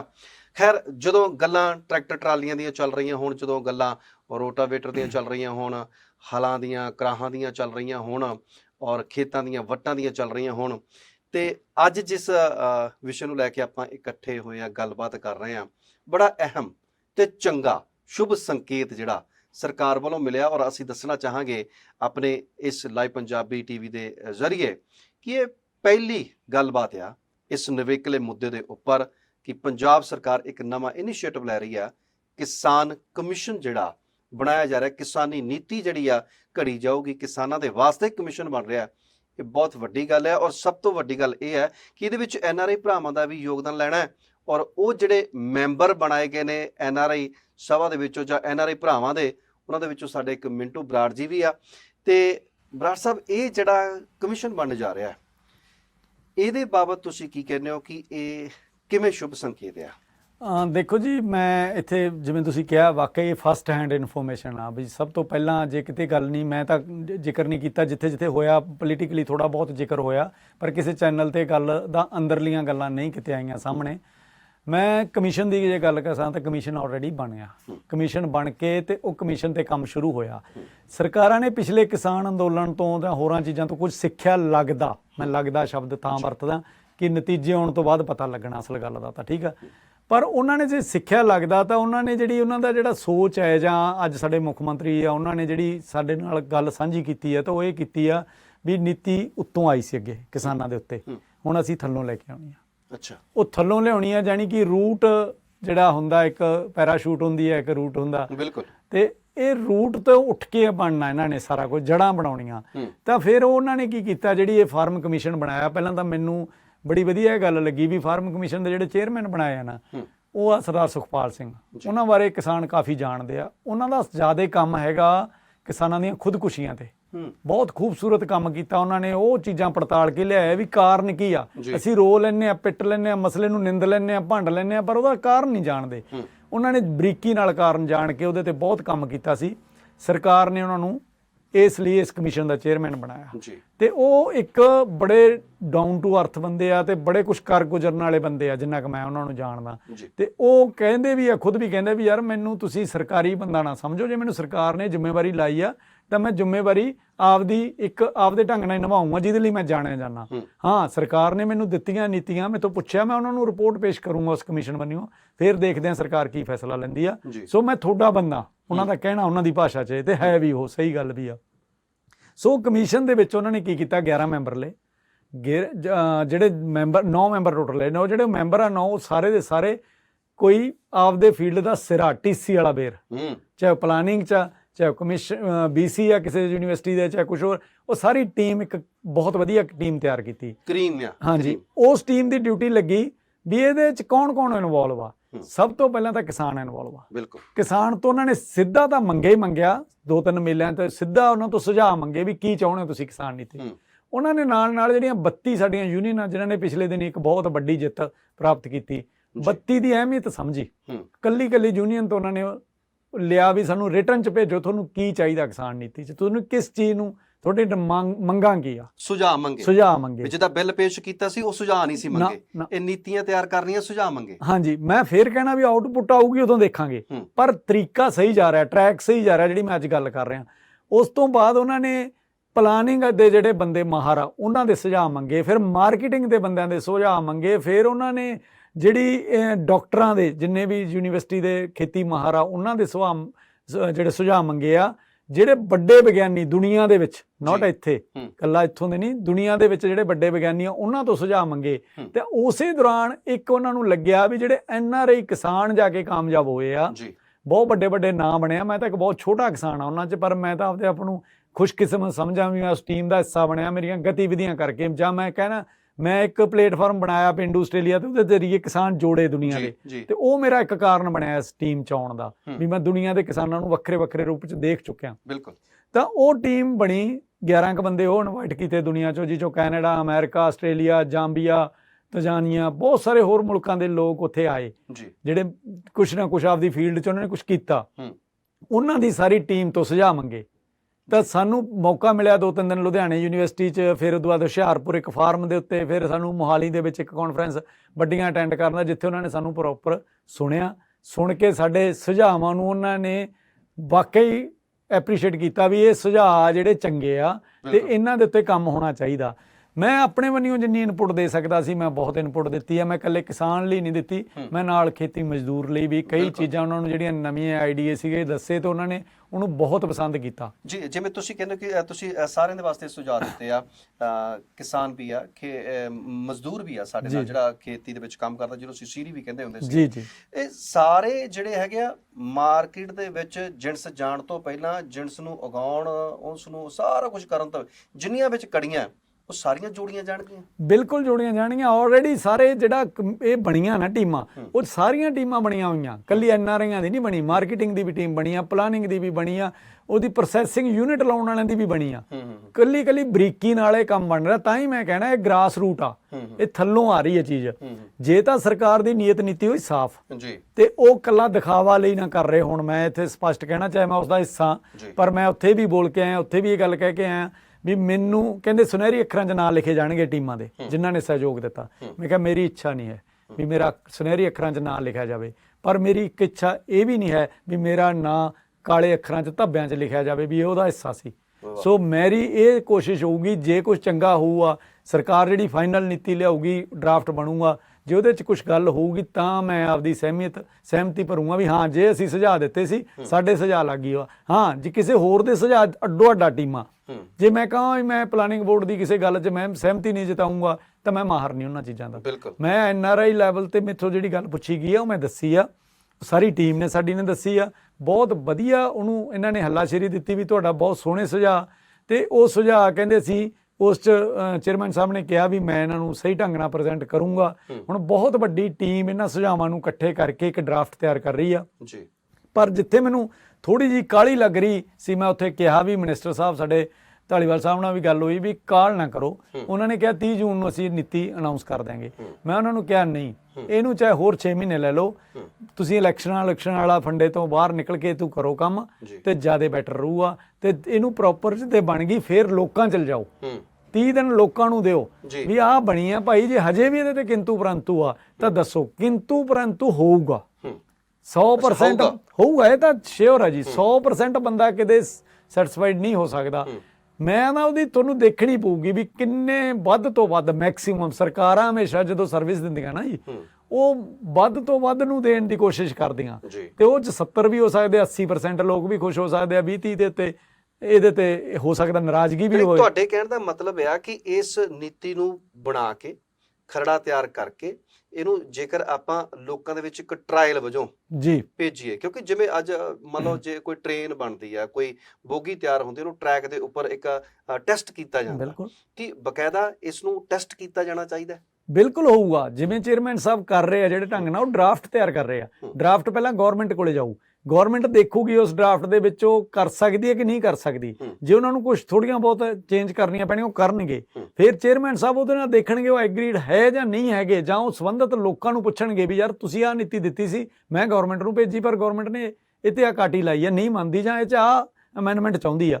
ਫਿਰ ਅਸੀਂ ਸੋਚਾਂਗੇ ਜੇ ਕੋਈ NRIਆਂ ਦੀ ਅਮੈਂਡਮੈਂਟ ਚਾਹੁੰਦੀ ਉਹ ਅਸੀਂ ਦੱਸਾਂਗੇ ਵੀ ਹਾਂ ਇਹ 'ਚ ਕੋਈ ਫਰਕ ਨਹੀਂ। ਤੁਹਾਨੂੰ ਲੱਗਦਾ ਕਿ ਇਹ ਫਲੈਕਸੀਬਿਲਿਟੀ ਹੋਣੀ ਚਾਹੀਦੀ ਹੈ ਜੀ, ਇਹ ਜ਼ਰੂਰੀ ਆ। ਮੈਂ ਤਾਂ ਹੀ ਮਿਨਿਸਟਰ ਸਾਹਿਬ ਨੂੰ ਵੀ ਇਹ ਗੱਲ ਕਹੀ ਵੀ ਸਾਨੂੰ ਇਹ ਚੀਜ਼ ਦੇ ਵਿੱਚ ਸੋਚ ਸਮਝ ਕੇ ਵਿਚਾਰ ਕਦਮ ਚੱਕਣਾ ਚਾਹੀਦਾ। ਤੁਸੀਂ ਪਿਛਲਾ ਕਿਸਾਨ ਅੰਦੋਲਨ ਦੇਖ ਚੁੱਕੇ ਹੋ ਵੀ ਕਿਤੇ ਨਾ ਹੋਵੇ, ਮੈਂ ਮਾਫੀ ਚਾਹੁੰਦਾ ਤੁਹਾਡੀ ਗੱਲ ਟੋਕਣ ਲਈ, ਇਹ ਨਾ ਹੋਵੇ ਕਿ ਫਲੈਕਸੀਬਿਲਿਟੀ ਹੋਵੇ ਨਾ ਫਿਰ ਸਰਕਾਰ ਦੀ ਨੱਕ ਦਾ ਮਸਲਾ ਬਣ ਜਾਵੇ।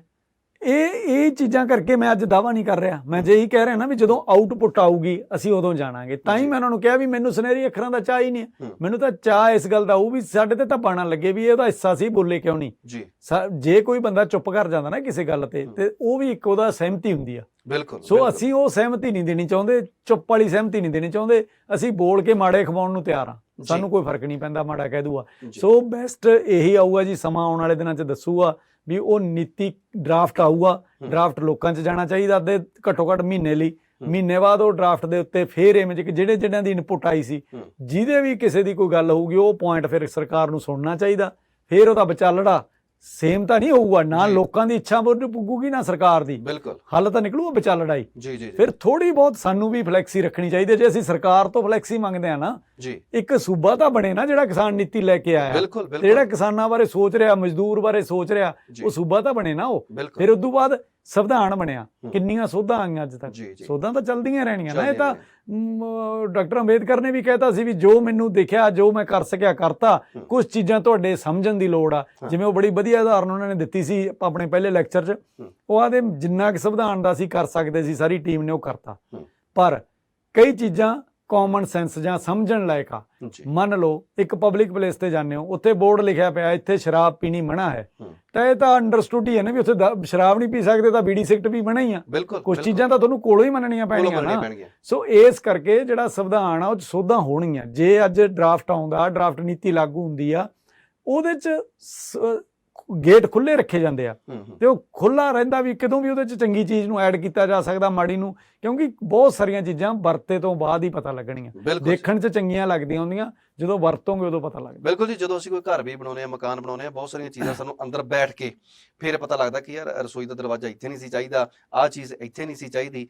ਹੁਣ ਇਹ ਜਦੋਂ ਨੀਤੀ ਬਣ ਜਾਣੀ ਆ, ਤੁਹਾਨੂੰ ਕੀ ਲੱਗਦਾ ਕਿ ਪੰਜਾਬ ਜਿਹੜਾ, ਜੇਕਰ ਆਪਾਂ ਇਸ ਵੇਲੇ ਕਹਿ ਲਈਏ ਸਾਡਾ ਖੇਤੀ ਪ੍ਰਧਾਨਤਾ ਦਾ ਜਿਹੜਾ ਉਹ ਸਾਡਾ ਤਾਜ ਆ ਖੁੱਸਿਆ ਪਿਆ ਜੀ, ਅਸੀਂ ਖੇਤੀ ਪ੍ਰਧਾਨ ਹੁਣ ਰਹੇ ਨਹੀਂ। ਅਸੀਂ ਹੁਣ ਜੇਕਰ ਗੱਲ ਕਰੀਏ ਕਿਸਾਨਾਂ ਦੇ ਪਰਿਵਾਰ ਜਿਹੜੇ ਹੈਗੇ ਆ, ਉਹ ਵੀ ਸ਼ਾਮ ਸਵੇਰੇ ਝੋਲਾ ਚੱਕ ਕੇ ਬਾਹਰੋਂ ਸਬਜ਼ੀ ਲੈਣ ਜਾਂਦੇ ਆ। ਤੇ ਤੁਹਾਨੂੰ ਕੀ ਲੱਗਦਾ ਕਿ ਇਸ ਨੀਤੀ ਦੇ ਆਉਣ ਦੇ ਨਾਲ ਖੇਤੀ ਪ੍ਰਧਾਨਤਾ ਮੁੜ ਤੋਂ ਹੋ ਜਾਏਗੀ? ਪੰਜਾਬ ਖੇਤੀ ਵਾਲੇ ਰਾਹ ਤੇ ਚੰਗੀਆਂ ਲੀਹਾਂ ਪਾਉਂਦਾ ਹੋਇਆ ਚੱਲ ਪਏਗਾ? ਖੇਤੀ ਲਾਹੇਵੰਦ ਧੰਦਾ ਹੋ ਜਾਏਗਾ? ਦੇਖੋ, ਪਹਿਲੀ ਗੱਲ ਤਾਂ ਇੱਕ ਗੱਲ ਸਾਨੂੰ ਮੰਨ ਕੇ ਚੱਲਣੀ ਪਈ, ਅਸੀਂ ਖੇਤੀ ਨੂੰ ਘਾਟੇ ਦਾ ਸੌਦਾ ਨਹੀਂ ਕਹਿ ਸਕਦੇ। ਖੇਤੀ ਨੂੰ ਜੇ ਸਹੀ ਕਹੀਏ, ਕਾਰਨ ਕੀ ਹੈ, ਜੇ ਘਾਟੇ ਦਾ ਸੌਦਾ ਹੁੰਦੀ ਨਾ ਤੇ ਪੁਸ਼ਤਾਂ ਦਰ ਪੁਸ਼ਤਾਂ ਅਸੀਂ ਨਹੀਂ ਕਰਦੇ ਸੀਗੇ, ਕਿਤੇ ਦਾ ਚੇਂਜ ਆਉਂਦੀ, ਬਦਲ ਕਾਰਪੋਰੇਟ ਘਰਾਣੇ ਬਿਨਾਂ ਹੱਥ ਪਾਉਂਦੇ। ਹਾਂ, ਕੋਈ ਨਹੀਂ ਹੱਥ ਪਾਉਂਦਾ। ਉਹ ਬਦਲਾ ਨਹੀਂ ਆਇਆ ਤਾਂ ਇਹਦਾ ਮਤਲਬ ਇੰਨਾ ਮਾੜਾ ਧੰਦਾ ਨਹੀਂ ਹੈ। ਜੇ ਕਿਸੇ ਚੀਜ਼ 'ਚ ਪੈਸੇ ਘੱਟ ਆ ਤਾਂ ਉਹਦੇ 'ਚ ਸਕੂਨ ਵੀ ਹੈਗਾ ਜੀ। ਤਾਂ ਕੁਛ ਚੀਜ਼ ਤੁਹਾਨੂੰ ਮਿਲਣੀ ਤਾਂ ਇੱਕ ਚੀਜ਼ ਹੀ ਆ ਨਾ, ਜਾਂ ਬੜਾ ਪੈਸਾ ਮਿਲ ਜੂ ਜਾਂ ਸਕੂਨ ਮਿਲ ਜੂ। ਜਿਹੜਾ ਜ਼ਿਮੀਂਦਾਰ ਆ ਉਹਨੂੰ ਪਤਾ ਨਹੀਂ ਨਾ ਵਾਲੇ ਪੈਸੇ ਵਾਲਾ ਕਿਵੇਂ ਸੌਂਦਾ ਰਾਤ ਨੂੰ। ਬਿਲਕੁਲ, ਹੁਣ ਨਾ ਪਤਾ ਜ਼ਿਮੀਂਦਾਰ ਜਿਵੇਂ ਸੌਂਦਾ ਸਭ ਨੂੰ ਪਤਾ, ਬਿਲਕੁਲ, ਕਿਵੇਂ ਘੋੜੇ ਵੇਚ ਕੇ ਸੌਂਦਾ ਉਹਨੂੰ ਤਾਂ ਕਣਕ ਦੀਆਂ ਬੋਰੀਆਂ ਦੇ ਉੱਪਰ ਵੀ ਨੀਂਦ ਆ ਜਾਂਦੀ। ਹਾਂ, ਆ ਜਾਂਦੀ ਆ। ਸੋ ਇਸ ਕਰਕੇ ਮੇਰਾ ਇਹ ਮੰਨਣਾ ਵੀ ਇੱਕ ਤਾਂ ਯੁੱਗ ਹੋ ਗਿਆ ਗਲੋਬਲ। ਹੁਣ ਅੱਜ ਦਾ ਬੱਚਾ ਚੰਗੀਆਂ ਚੀਜ਼ਾਂ ਵੀ ਜੇ ਗ੍ਰਹਿਣ ਕਰ ਰਿਹਾ, ਜੇ ਇਕੱਲੀਆਂ ਮਾੜੀਆਂ ਛੱਡੀਏ, ਆਪਾਂ ਸਾਰਥਕ ਪੱਖ ਨੂੰ ਦੇਖੀਏ, ਸਾਰਥਕ ਪੱਖ 'ਚ ਇਹ ਆ ਵੀ ਸਮਝਦੇ ਆ ਬੱਚੇ। ਮੈਂ ਹੁਣ ਆ ਸਾਰੇ ਘਟਨਾਕ੍ਰਮ ਦੌਰਾਨ ਦੇਖਿਆ, ਬਹੁਤ ਸਾਰੇ ਨੌਜਵਾਨ ਮਿਲੇ ਮੈਨੂੰ ਜਿਨ੍ਹਾਂ ਨੇ ਮੈਨੂੰ ਕਿਹਾ ਤੁਹਾਡੇ ਚੈਨਲ ਨੂੰ ਫੋਲੋ ਕਰਦੇ ਸੀ, ਖੇਤੀ ਬਾਰੇ ਜਾਣਿਆ, ਅਸੀਂ ਵੀ ਖੇਤੀ ਅਪਣਾਈ, ਤਾਂ ਮੈਨੂੰ ਮੇਰੀ ਕਮਾਈ ਲੱਗੀ। ਮੈਂ ਉਹਨੂੰ ਕਿਹਾ ਤੁਹਾਡੀ ਕਮਾਈ ਨਹੀਂ, ਮੇਰੀ ਕਮਾਈ ਆ। ਵੀ ਮੈਨੂੰ ਐਂ ਲੱਗਿਆ ਵੀ ਤੁਸੀਂ ਕੁਛ ਮੇਰੀ ਗੱਲ ਸੁਣੀ, ਤਾਂ ਉਹਦੇ ਤਹਿਤ ਬਹੁਤ ਨਵੇਂ ਹਿੰਦਸੇ ਸਿਰਜ ਰਹੇ ਆ ਨੌਜਵਾਨ ਮੁੰਡੇ। ਤੇ ਆਉਣ ਵਾਲੇ ਦਿਨਾਂ 'ਚ ਜੇ ਉਹਨਾਂ ਨੂੰ ਥੋੜ੍ਹੀ ਜਿਹੀ ਸ਼ਿਓਰਿਟੀ, ਜਿਹਨੂੰ ਕਹਿ ਸਕਦੇ ਆ ਵੀ ਉਹਨਾਂ ਨੂੰ ਇਹ ਮਿਲੇ ਵੀ ਇਹਦੇ 'ਚ ਸਥਿਰਤਾ ਹੈਗੀ, ਸਾਡੀ ਬਾਂਹ ਫੜਨ ਵਾਲਾ ਕੋਈ ਹੈਗਾ, ਸਰਕਾਰ ਸਾਡੇ ਸਿਰ ਤੇ ਆ, ਸਾਨੂੰ ਥੋੜ੍ਹੀ ਜਿਹੀ ਮਿਹਨਤ ਦੀ ਲੋੜ ਆ, ਉਹਨਾਂ ਨੂੰ ਕਨਸੈਪਟ ਜਿਹਨੂੰ ਕਹੀਏ ਸਮਝ ਆ ਗਿਆ, ਤਾਂ ਆਊਗੀ ਖੇਤੀ ਵਾਲੇ ਪਾਸੇ। ਕਿਵੇਂ ਨਾ ਆਊਗੀ? ਖੇਤੀ ਵਾਲੇ ਪਾਸੇ ਅਸੀਂ ਵਿਦੇਸ਼ਾਂ 'ਚ ਜਾ ਕੇ ਕਹੀਏ ਵੀ ਇਕੱਲਾ ਪ੍ਰੋਫਿਟ ਦਾ ਸੌਦਾ ਨਹੀਂ ਹੈ, ਉੱਥੇ ਸਾਨੂੰ ਵੀ ਹੈਗਾ। ਸਾਡੀ ਪਿਛਲੇ ਸਾਲ ਅੰਗੂਰ 1000 ਟਨ ਹੋਏ, ਮੇਰੇ ਅੰਗੂਰ 600 ਨੂੰ ਭਾਅ ਸੀ, 600 ਨੂੰ ਟਨ ਤੇ ਸੋਹਣੇ ਪੈਸੇ ਵੱਟ ਲਏ। ਐਤਕੀ ਉਹੀ ਅੰਗੂਰ 600 ਟਨ ਰਹਿ ਗਏ, ਭਾਅ 150 ਨੂੰ ਹੋ ਗਿਆ। ਤਾਂ ਫਿਰ ਇਹਨੂੰ ਘਾਟਾ ਸਮਝ ਲਓ ਤੇ ਚਾਹੇ ਐਂ ਕਰ ਲਓ, ਇੱਕ ਸਾਲ ਦੀ ਮੰਦੀ ਸਮਝ ਲਓ। ਇਹ ਸਮਝ ਆ ਤੁਹਾਡੀ, ਪਰ ਇਹ ਤਾਂ ਨਹੀਂ ਹੈਗਾ ਵੀ ਉੱਥੇ ਖੇਤੀ ਆ ਜਿਹੜੀ ਉਹ ਹਾਂ ਵੀ ਇਕੱਲਾ ਹੀ ਨਫੇ ਦਾ ਹੀ ਸੌਦਾ। ਸੋ ਨਫੇ ਦਾ ਸੌਦਾ ਨਹੀਂ ਹੁੰਦੀ ਇਹ। ਨਫੇ ਨੁਕਸਾਨ ਬਿਜ਼ਨਸ 'ਚ ਵੀ ਆ, ਖੇਤੀ 'ਚ ਵੀ ਆ। ਲਗਾਤਾਰਤਾ ਬਣਾ ਕੇ ਰੱਖਣੀ ਪੈਂਦੀ ਹੈ। ਤੁਹਾਡਾ ਏਰੀਆ ਤਾਂ ਇੱਥੇ ਆਮ ਹੀ ਕਹਿੰਦੇ ਵੀ ਜੇ ਆਲੂ ਲਾਉਣੇ ਹੋ ਹਰ ਸਾਲ ਲਾਉਂਗੇ ਤਾਂ ਪੈਸੇ ਕਮਾਉਂਗੇ। ਬਿਲਕੁਲ ਸਹੀ ਗੱਲ ਹੈ। ਔਰ ਇਹ ਜੇਕਰ ਅਸੀਂ ਇੱਕ ਸਿਰ ਸੁੱਟ ਕੇ ਚੱਲਦੇ ਰਹੀਏ ਤਾਂ ਹਰ ਕੰਮ ਦੇ ਵਿੱਚੋਂ ਅਸੀਂ ਕਦੇ ਨਾ ਕਦੇ ਆਪਣਾ ਨਾਮ ਵੀ ਖੱਟ ਸਕਦੇ ਹਾਂ, ਨਾਮਾਂ ਵੀ ਖੱਟ ਸਕਦੇ ਹਾਂ। ਇਹ ਅਪਸ ਐਂਡ ਡਾਊਨਸ ਜਿਹੜੇ ਆ ਉਹ ਜ਼ਿੰਦਗੀ ਦੇ ਵਿੱਚ ਚੱਲਦੇ ਰਹਿੰਦੇ ਆ। ਔਰ ਇੱਕ ਗੱਲ ਹੁਣ ਨੌਜਵਾਨਾਂ ਦੀ, ਕਿ ਨੌਜਵਾਨ ਜਿਹੜੇ ਆ ਖੇਤੀ ਦੇ ਨਾਲੋਂ, ਹੱਥਾਂ ਦੀ ਕਿਰਤ ਦੇ ਨਾਲੋਂ ਟੁੱਟ ਕੇ ਵਿਦੇਸ਼ਾਂ ਦੇ ਵੱਲ ਜ਼ਿਆਦਾ ਦੌੜ ਰਹੇ ਆ ਕਿ ਖੇਤੀ ਨੀਤੀ, ਜਿੱਦਾਂ ਸਾਡੇ ਪੰਜਾਬ ਦੇ ਮਾਨਯੋਗ ਮੁੱਖ ਮੰਤਰੀ ਸਾਹਿਬ ਕਹਿੰਦੇ ਆ ਕਿ ਅਸੀਂ ਵਿਦੇਸ਼ਾਂ ਦੇ ਵਿੱਚੋਂ ਆਪਣੇ ਨੌਜਵਾਨਾਂ ਨੂੰ ਵਾਪਸ ਲੈ ਆਵਾਂਗੇ, ਕਿ ਇਹ ਖੇਤੀ ਦੀ ਨੀਤੀ ਜਿਹੜੀ ਆ ਕਿ ਘੱਟੋ ਘੱਟ ਉਹਨਾਂ ਨੂੰ ਆਪਣੀਆਂ ਕਿਰਤਾਂ ਦੇ ਨਾਲ ਜੋੜ ਕੇ, ਆਪਣੇ ਖੇਤਾਂ ਦੇ ਪੁੱਤ ਬਣਾ ਕੇ, ਕਿ ਆਪਣੀਆਂ ਮਾਵਾਂ ਦੇ ਹਿੱਕ ਦੇ ਨਾਲ ਇੱਥੇ ਲਾ ਕੇ ਰੱਖਣ ਦੇ ਕਾਬਲ ਸਮਰੱਥ ਹੋਊਗੀ, ਕਿ ਪ੍ਰੇਰਿਤ ਕਰ ਸਕਣਗੇ ਕਿ ਉਹ ਜਿਹੜੇ ਕਿਸਾਨਾਂ ਦੇ ਪੁੱਤ ਆ ਕਿ ਉਹ ਕਿਸਾਨੀ ਦੇ ਨਾਲ ਨਾਲ ਵਪਾਰੀ ਵੀ ਬਣ ਸਕਦੇ ਆ। ਦੇਖੋ, ਸਮਾਂ ਗੇੜ ਖਾਂਦਾ।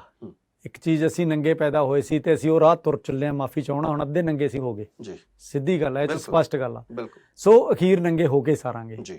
ਇਵੇਂ ਸਮਾਂ ਬਲ ਖਾਂਦਾ। ਮੈਂ ਪੋਜ਼ਿਟਿਵ ਬੰਦਾ, ਮੇਰੀ ਇਹ ਸੋਚ ਆ ਵੀ 1 ਨਹੀਂ 2 ਨਹੀਂ 4 ਪੀੜ੍ਹੀਆਂ ਬਾਅਦ ਸਮਾਂ ਚੱਕਰ ਖਾਂਦਾ। ਜਿਹੜੇ ਪੰਜਾਬ ਤੇ ਅੱਜ ਅਸੀਂ ਦਾਅਵਾ ਕਰਦੇ ਹਾਂ ਸਾਡਾ ਪੰਜਾਬ 500-700 ਹਜ਼ਾਰ ਸਾਲ ਪਿੱਛੇ ਦੀ ਜਿਹਨੇ ਹਿਸਟਰੀ ਪੜ੍ਹੀ ਆ, ਕਿੱਥੇ ਸੀ ਸਾਡਾ ਪੰਜਾਬ? ਕੌਣ ਲੋਕ ਸੀ? ਆਰੀਅਨ ਲੋਕ ਕੌਣ? ਪਿੱਛੇ ਮੋਹਨ ਜੋਦੜਾ ਤੇ ਚਲੇ ਜਾਓਗੇ ਤਾਂ ਤੁਹਾਨੂੰ ਪਤਾ ਲੱਗੂਗਾ। ਇੱਥੇ ਕੋਈ ਚੀਜ਼ ਸਥਿਰ ਨਹੀਂ, ਸਾਰੀਆਂ ਚੀਜ਼ਾਂ ਕਿਰਾਏ ਦੀਆਂ, ਘਰ ਵੀ ਕਿਰਾਏ ਦੇ ਆ, ਸਾਡਾ ਅਸੀਂ ਆ ਜਿਹੜੀ ਸਰੀਰ ਹੈ ਇਹ ਵੀ ਕਿਰਾਏ ਦਾ। ਤੇ ਇਹ ਸਾਨੂੰ ਗੋਰਿਆਂ ਤੋਂ ਇੱਕ ਕਨਸੈਪਟ ਇਹ ਵੀ ਸਿੱਖਣਾ ਪਊਗਾ ਵੀ ਅਸੀਂ ਪਰਮਾਨੈਂਟ ਗੱਲ ਨਾ ਕਿਸੇ ਚੀਜ਼ ਨੂੰ ਲਾਈਏ। ਪ੍ਰਵਾਸ ਜੇ ਹੋ ਰਿਹਾ, ਪ੍ਰਵਾਸ ਕੀ ਚੀਜ਼ ਆ? ਸਾਡੀਆਂ ਤੇ ਲੀਖਾਂ ਖਿੱਚੀਆਂ ਹੋਈਆਂ ਹੈ ਤਾਂ ਇੱਕੋ ਹੀ, ਉਹੀ ਕੁਦਰਤ ਦੀ ਕਾਦਰ ਦੀ ਕੁਦਰਤ ਆ।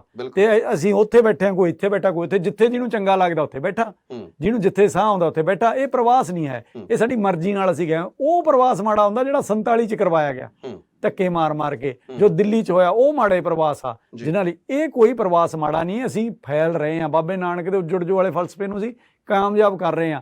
ਖੇਤੀ ਧੰਦਾ ਹੀ ਬਾਬੇ ਨਾਨਕ ਦਾ। ਪਹਿਲੀ ਗੱਲ ਤਾਂ ਮੈਨੂੰ ਇਹ ਨਹੀਂ ਸਮਝ ਆਉਂਦੀ ਵੀ ਖੇਤੀ ਨੂੰ ਅਸੀਂ ਛੋਟਾ ਕਰਕੇ ਕਿਉਂ ਮੰਨਦੇ ਹਾਂ। ਜਿਹੜਾ ਬੰਦਾ, ਜਿਹੜੀ ਖੇਤੀ ਬਾਬਾ ਨਾਨਕ ਕਰ ਗਿਆ, ਜਿਹੜਾ ਬਾਬਾ ਨਾਨਕ ਦਾ ਧੰਦਾ ਸੀ, ਉਹ ਛੋਟਾ ਕਿਵੇਂ ਹੋ ਸਕਦਾ? ਬਿਲਕੁਲ। ਉਹਦੇ ਤੇ ਤਾਂ ਸਾਨੂੰ ਮਾਣ 3-4 ਗੁਣਾ ਕਰਨਾ ਚਾਹੀਦਾ। ਠੀਕ ਆ। ਦੂਜੀ ਗੱਲ ਇਹ ਆ ਵੀ ਜਿਹੜਾ ਤੁਸੀਂ ਦੱਸਿਆ ਵੀ ਜਵਾਕ ਅੱਜ ਕੱਲ੍ਹ ਕੀ ਫਾਇਦਾ ਉਠਾ ਰਹੇ ਆ। ਜਵਾਕ ਅੱਜ ਕੱਲ੍ਹ ਆਨਲਾਈਨ ਜਿਹੜੀਆਂ ਚੀਜ਼ਾਂ ਨਾ, ਜੇ ਉਹਨੂੰ ਸਾਰਥਕ ਵੇ ਨਾਲ ਉਹਨੂੰ ਵਰਤਦੇ ਆ, ਸਵਰਤੋਂ ਕਰਦੇ ਆ, ਤਾਂ ਬਹੁਤ ਕੁਝ ਸਿੱਖ ਰਹੇ ਆ। ਮੈਂ ਕੱਲ੍ਹ ਹੀ ਇੱਕ ਨੌਜਵਾਨ ਆ ਇੱਥੇ ਤੁਹਾਡੇ ਨੇੜੇ ਕਪੂਰਥਲੇ ਤੋਂ, ਉਹਨਾਂ ਦੇ ਫਾਰਮ ਤੇ ਜਾ ਕੇ ਆਇਆ, ਵਰੁਣ ਕੌੜਾ, ਤੇ ਉਹ ਆਪਦਾ ਖਰਬੂਜਾ ਜਿਹੜਾ ਪੈਕਿੰਗ ਕਰਕੇ ਉਹਨੂੰ 5 ਸਟਾਰ ਲੈਵਲ ਦਾ ਬਣਾ ਕੇ ਵੇਚ ਰਿਹਾ ਰੇਹੜੀ ਤੋਂ, ਤੇ ਉਹ ਖਰਬੂਜਾ ਨੂੰ ਸੋਹਣੇ ਪੈਸੇ ਦੇ ਰਿਹਾ। ਉਹ ਹੋਰ ਨਿੱਕੇ ਨਿੱਕੇ ਬੜੇ ਸੋਹਣੇ ਸੀਡਲਿੰਗ ਦੇ ਹੋਰ ਬੜੇ ਤਜਰਬੇ ਕਰ ਰਹੇ ਆ। ਮੈਂ ਕੱਲ ਹੀ ਸ਼ੂਟ ਕੀਤਾ ਪਿੰਡ ਆਸਟ੍ਰੇਲੀਆ ਲਈ। ਤਾਂ ਉਹ ਚੀਜ਼ਾਂ ਨੌਜਵਾਨ ਸਿੱਖ ਰਿਹਾ ਆਨਲਾਈਨ, ਉਹ ਨੌਜਵਾਨ ਉਹਨੂੰ ਅਪਣਾ ਰਿਹਾ। ਤੇ ਜਦੋਂ ਤੁਸੀਂ ਇੱਕ ਚੀਜ਼ ਨੂੰ ਉਹਦੇ ਚੋਂ ਮੁਨਾਫਾ ਦੇਖਣਾ ਕਿੱਥੇ ਜ਼ਿਆਦੇ ਆ। ਹੁਣ ਮੈਂ ਆਪਦੀ ਨਿੱਜੀ ਦੱਸਦਾ, ਮੈਂ ਇੱਥੇ ਇੱਕ ਪੁਰਾਣਾ ਬਾਗਵਾਨ ਆ, ਮੇਰੇ 1953 ਤੋਂ ਪਹਿਲੀ ਵਾਰ ਬਾਗ ਸਾਂਝੇ ਹਰਿਆਣੇ ਪੰਜਾਬ 'ਚ ਲੱਗਿਆ। ਉਸ ਬਾਗ 'ਚ ਅਸੀਂ 40 ਸਾਲ ਤੋਂ ਸਬਜ਼ੀ ਕਰ ਰਹੇ ਹਾਂ। ਇੱਕ ਪਰਿਵਾਰ ਦੇ 25-30 ਜੀ ਬੈਠੇ ਆ, ਸਾਰੇ ਮੁੰਡੇ ਬਹੁਤ ਹੈ ਯੂਪੀ ਤੋਂ, ਇੱਥੇ ਜੰਮਪਲ, ਬਹੁਤ ਪੜ੍ਹੇ ਲਿਖੇ ਤੇ ਚੰਗੇ ਮੁੰਡੇ ਆ, ਬਹੁਤ ਮਿਹਨਤ ਕਰਦੇ ਆ, ਬਹੁਤ ਉੱਚੇ ਲੈਵਲ ਤੇ ਖੇਤੀ ਕਰ ਰਹੇ ਆ ਇਸ ਟਾਈਮ। ਪਰ ਉਹਨਾਂ ਦੀ ਜਿਹੜੀ ਕਮੀ, ਮੈਂ ਉਹਨਾਂ ਨੂੰ ਵੀ ਕਹਿਣਾ, ਉਹ ਤੜਕੇ ਮੰਨ ਲਓ ਸਾਡੀ ਸਬਜ਼ੀ 25,000 ਰੁਪਏ ਦੀ ਵਿਕ ਜਾਂਦੀ ਆ। ਸੁਬਾਹ ਰਾਤ ਨੂੰ 3-4 ਟਰਾਲੀਆਂ ਆਈਆਂ, 25,000 ਦੀ ਸਬਜ਼ੀ ਵਿਕ ਜਾਂਦੀ ਹੈ ਸਾਡੀ ਮੰਡੀ ਦੇ ਵਿੱਚ। 3-4-6 ਮਹੀਨੇ ਦੀ ਮਿਹਨਤ ਉਹਦੇ ਬੈਕ ਐਂਡ ਤੇ ਲੱਗੀ ਹੁੰਦੀ ਆ, ਤੇ ਤਾਂ ਉਹ 25,000 ਸਾਡਾ ਖਰਾ ਹੋ ਗਿਆ ਉਸ ਦਿਨ ਦਾ। ਹੁਣ ਉਦੋਂ ਬਾਅਦ ਕੀ ਹੁੰਦਾ? 6 ਵਜੇ ਤੋਂ ਲੈ ਕੇ 12 ਵਜੇ ਤੱਕ ਅਗਲੇ 6 ਘੰਟਿਆਂ 'ਚ ਉਹ ਸਬਜ਼ੀ ਮੰਡੀ 'ਚ 50,000 ਦੀ ਵਿਕਦੀ ਆ ਆਪਦੇ ਅੱਡੇ ਤੇ ਜਾ ਕੇ। ਜਿਹੜਾ ਉਹ 6 ਘੰਟਿਆਂ 'ਚ 25,000 ਆ, ਉਹ ਮੈਂ ਸਾਡੇ ਉਹਨਾਂ ਕਾਮਿਆਂ ਮੁੰਡਿਆਂ ਨੂੰ ਵੀ ਸਮਝਾਇਆ ਵੀ ਉਹ ਅਸੀਂ ਕਿਉਂ ਛੱਡ ਰਹੇ ਹਾਂ। ਇਹ ਸਭ ਤੋਂ ਵੱਡਾ ਸਵਾਲ ਹੈ। ਕਿਸ ਚੀਜ਼ ਦੀ ਝੇਪ, ਕਿਸ ਗੱਲ ਤੋਂ ਸੰਗ? ਤੁਸੀਂ ਵਿਦੇਸ਼ਾਂ 'ਚ ਕਿਹਾ ਵੀ ਇੱਥੋਂ ਕਿਰਤ ਛੱਡ ਕੇ ਜਾ ਰਿਹਾ, ਵਿਦੇਸ਼ਾਂ 'ਚ ਅਸੀਂ ਕਰਦੇ ਹੀ ਕਿਰਤਾਂ। ਉਹ ਤਾਂ ਸਾਰਾ ਹੀ ਕੰਮ ਹੱਥੀਂ ਆ। ਉੱਥੇ ਅਸੀਂ ਕਲੀਨਿੰਗਾਂ ਵੀ ਕਰਦੇ ਹਾਂ, ਅਸੀਂ ਕਾਰਾਂ ਵੀ ਚਲਾਉਣੇ ਆ, ਟੈਕਸੀਆਂ ਵੀ ਚਲਾਉਣੇ ਆ, ਕਾਰਾਂ ਧੋਣੇ ਵੀ ਆ, ਖੇਤੀ ਵੀ ਖੁਦ ਕਰਦੇ ਆ, ਹਰ ਕੰਮ ਅਸੀਂ ਖੁਦ ਕਰਦੇ ਆ। ਤਾਂ ਇੱਥੇ ਕਾਹਦੀ ਸੰਗ? ਮੈਂ ਉਹਨਾਂ ਨੂੰ ਕਿਹਾ, ਮੈਂ ਕਿਹਾ ਵੀ ਮੈਂ ਤੁਹਾਨੂੰ ਥੋੜੀ ਜਿਹੀ ਹਾਈ-ਫਾਈ ਲੈਵਲ ਦੀ ਦੁਕਾਨ ਖੋਲ ਦਿੰਦਾ, ਉਹਦੇ ਤੇ ਬੋਰਡ ਲਾ ਦਿੰਦੇ, ਸਾਡੇ ਨਾਂ ਤੇ ਸਬਜ਼ੀ ਵਿਕਦੀ ਹੈ ਵੀ ਇਹ ਬਾਗ ਵਾਲਿਆਂ ਦੀ ਸਬਜ਼ੀ ਹੈ, ਚੰਗੇ ਪਾਣੀ ਦੀ ਸਬਜ਼ੀ ਹੈ, ਨਾ ਕਿ ਗੰਦੇ ਨਾਲੇ ਦੀ। ਲੋਕ ਆਉਂਦੇ ਆ ਦਵਾ ਦਵ ਕਹਿ ਕੇ ਲੈ ਜਾਂਦੇ ਆ ਸੁਬਾਹ। ਮੈਂ ਕਿਹਾ ਜੀ ਆਪਾਂ ਇੱਕ ਬੋਰਡ ਲਾ ਦਈਏ, ਸਾਡੀ ਦੁਕਾਨ 6 ਵਜੇ ਖੁੱਲਦੀ ਆ, 10 ਵਜੇ ਬੰਦ ਹੋ ਜਾਂਦੀ ਹੈ। ਲੈਣੀ ਆ ਲਓ, ਨਹੀਂ ਲੈਣੀ ਨਾ ਲਓ ਸਬਜ਼ੀ। ਕਦੇ ਵੀ ਬਾਹਰੋਂ ਕੁਛ ਨਾ ਲਓ, ਜੋ ਸਾਡੇ ਕੋਲੇ ਹੈਗਾ। ਕੋਈ ਆ ਕੇ ਆਖੇ, ਮੈਨੂੰ ਕਹਿੰਦੇ ਗਾਹਕ ਨਹੀਂ ਆਉਂਦਾ ਜੇ ਆਲੂ ਨਾ ਹੋਣ, ਗੰਢਾ ਨਾ ਹੋਵੇ, ਫਲਾਨਾ ਨਾ ਹੋਵੇ। ਮੈਂ ਕਿਹਾ ਕਹੋ ਵੀ ਸਾਡੀ ਤਾਂ ਸੀਜ਼ਨ ਦੀ ਸਬਜ਼ੀ ਆ, ਬਸ ਸਾਡੇ ਕੋਲ ਤਾਂ ਆਪ ਦੀ ਪ੍ਰੋਡਕਸ਼ਨ ਆ, ਵਿਕ ਗਈ ਜਿੰਨੀ 10 ਵਜੇ ਤੋਂ ਬਾਅਦ ਕਿਸੇ ਵੀ ਫੜੀ ਵਾਲ ਨੂੰ ਦੇ ਦਿਓ, ਬਾਕੀ ਬਚ ਕੇ। ਅਗਲੇ ਨੂੰ ਪਤਾ ਲੱਗੇ ਵੀ 4 ਘੰਟੇ ਹੀ ਖੁੱਲੂਗੀ ਦੁਕਾਨ ਤੇ ਤੁਹਾਨੂੰ ਦੁੱਗਣੇ ਪੈਸੇ ਹੋ ਗਏ ਇੱਕ ਦਿਨ 'ਚ।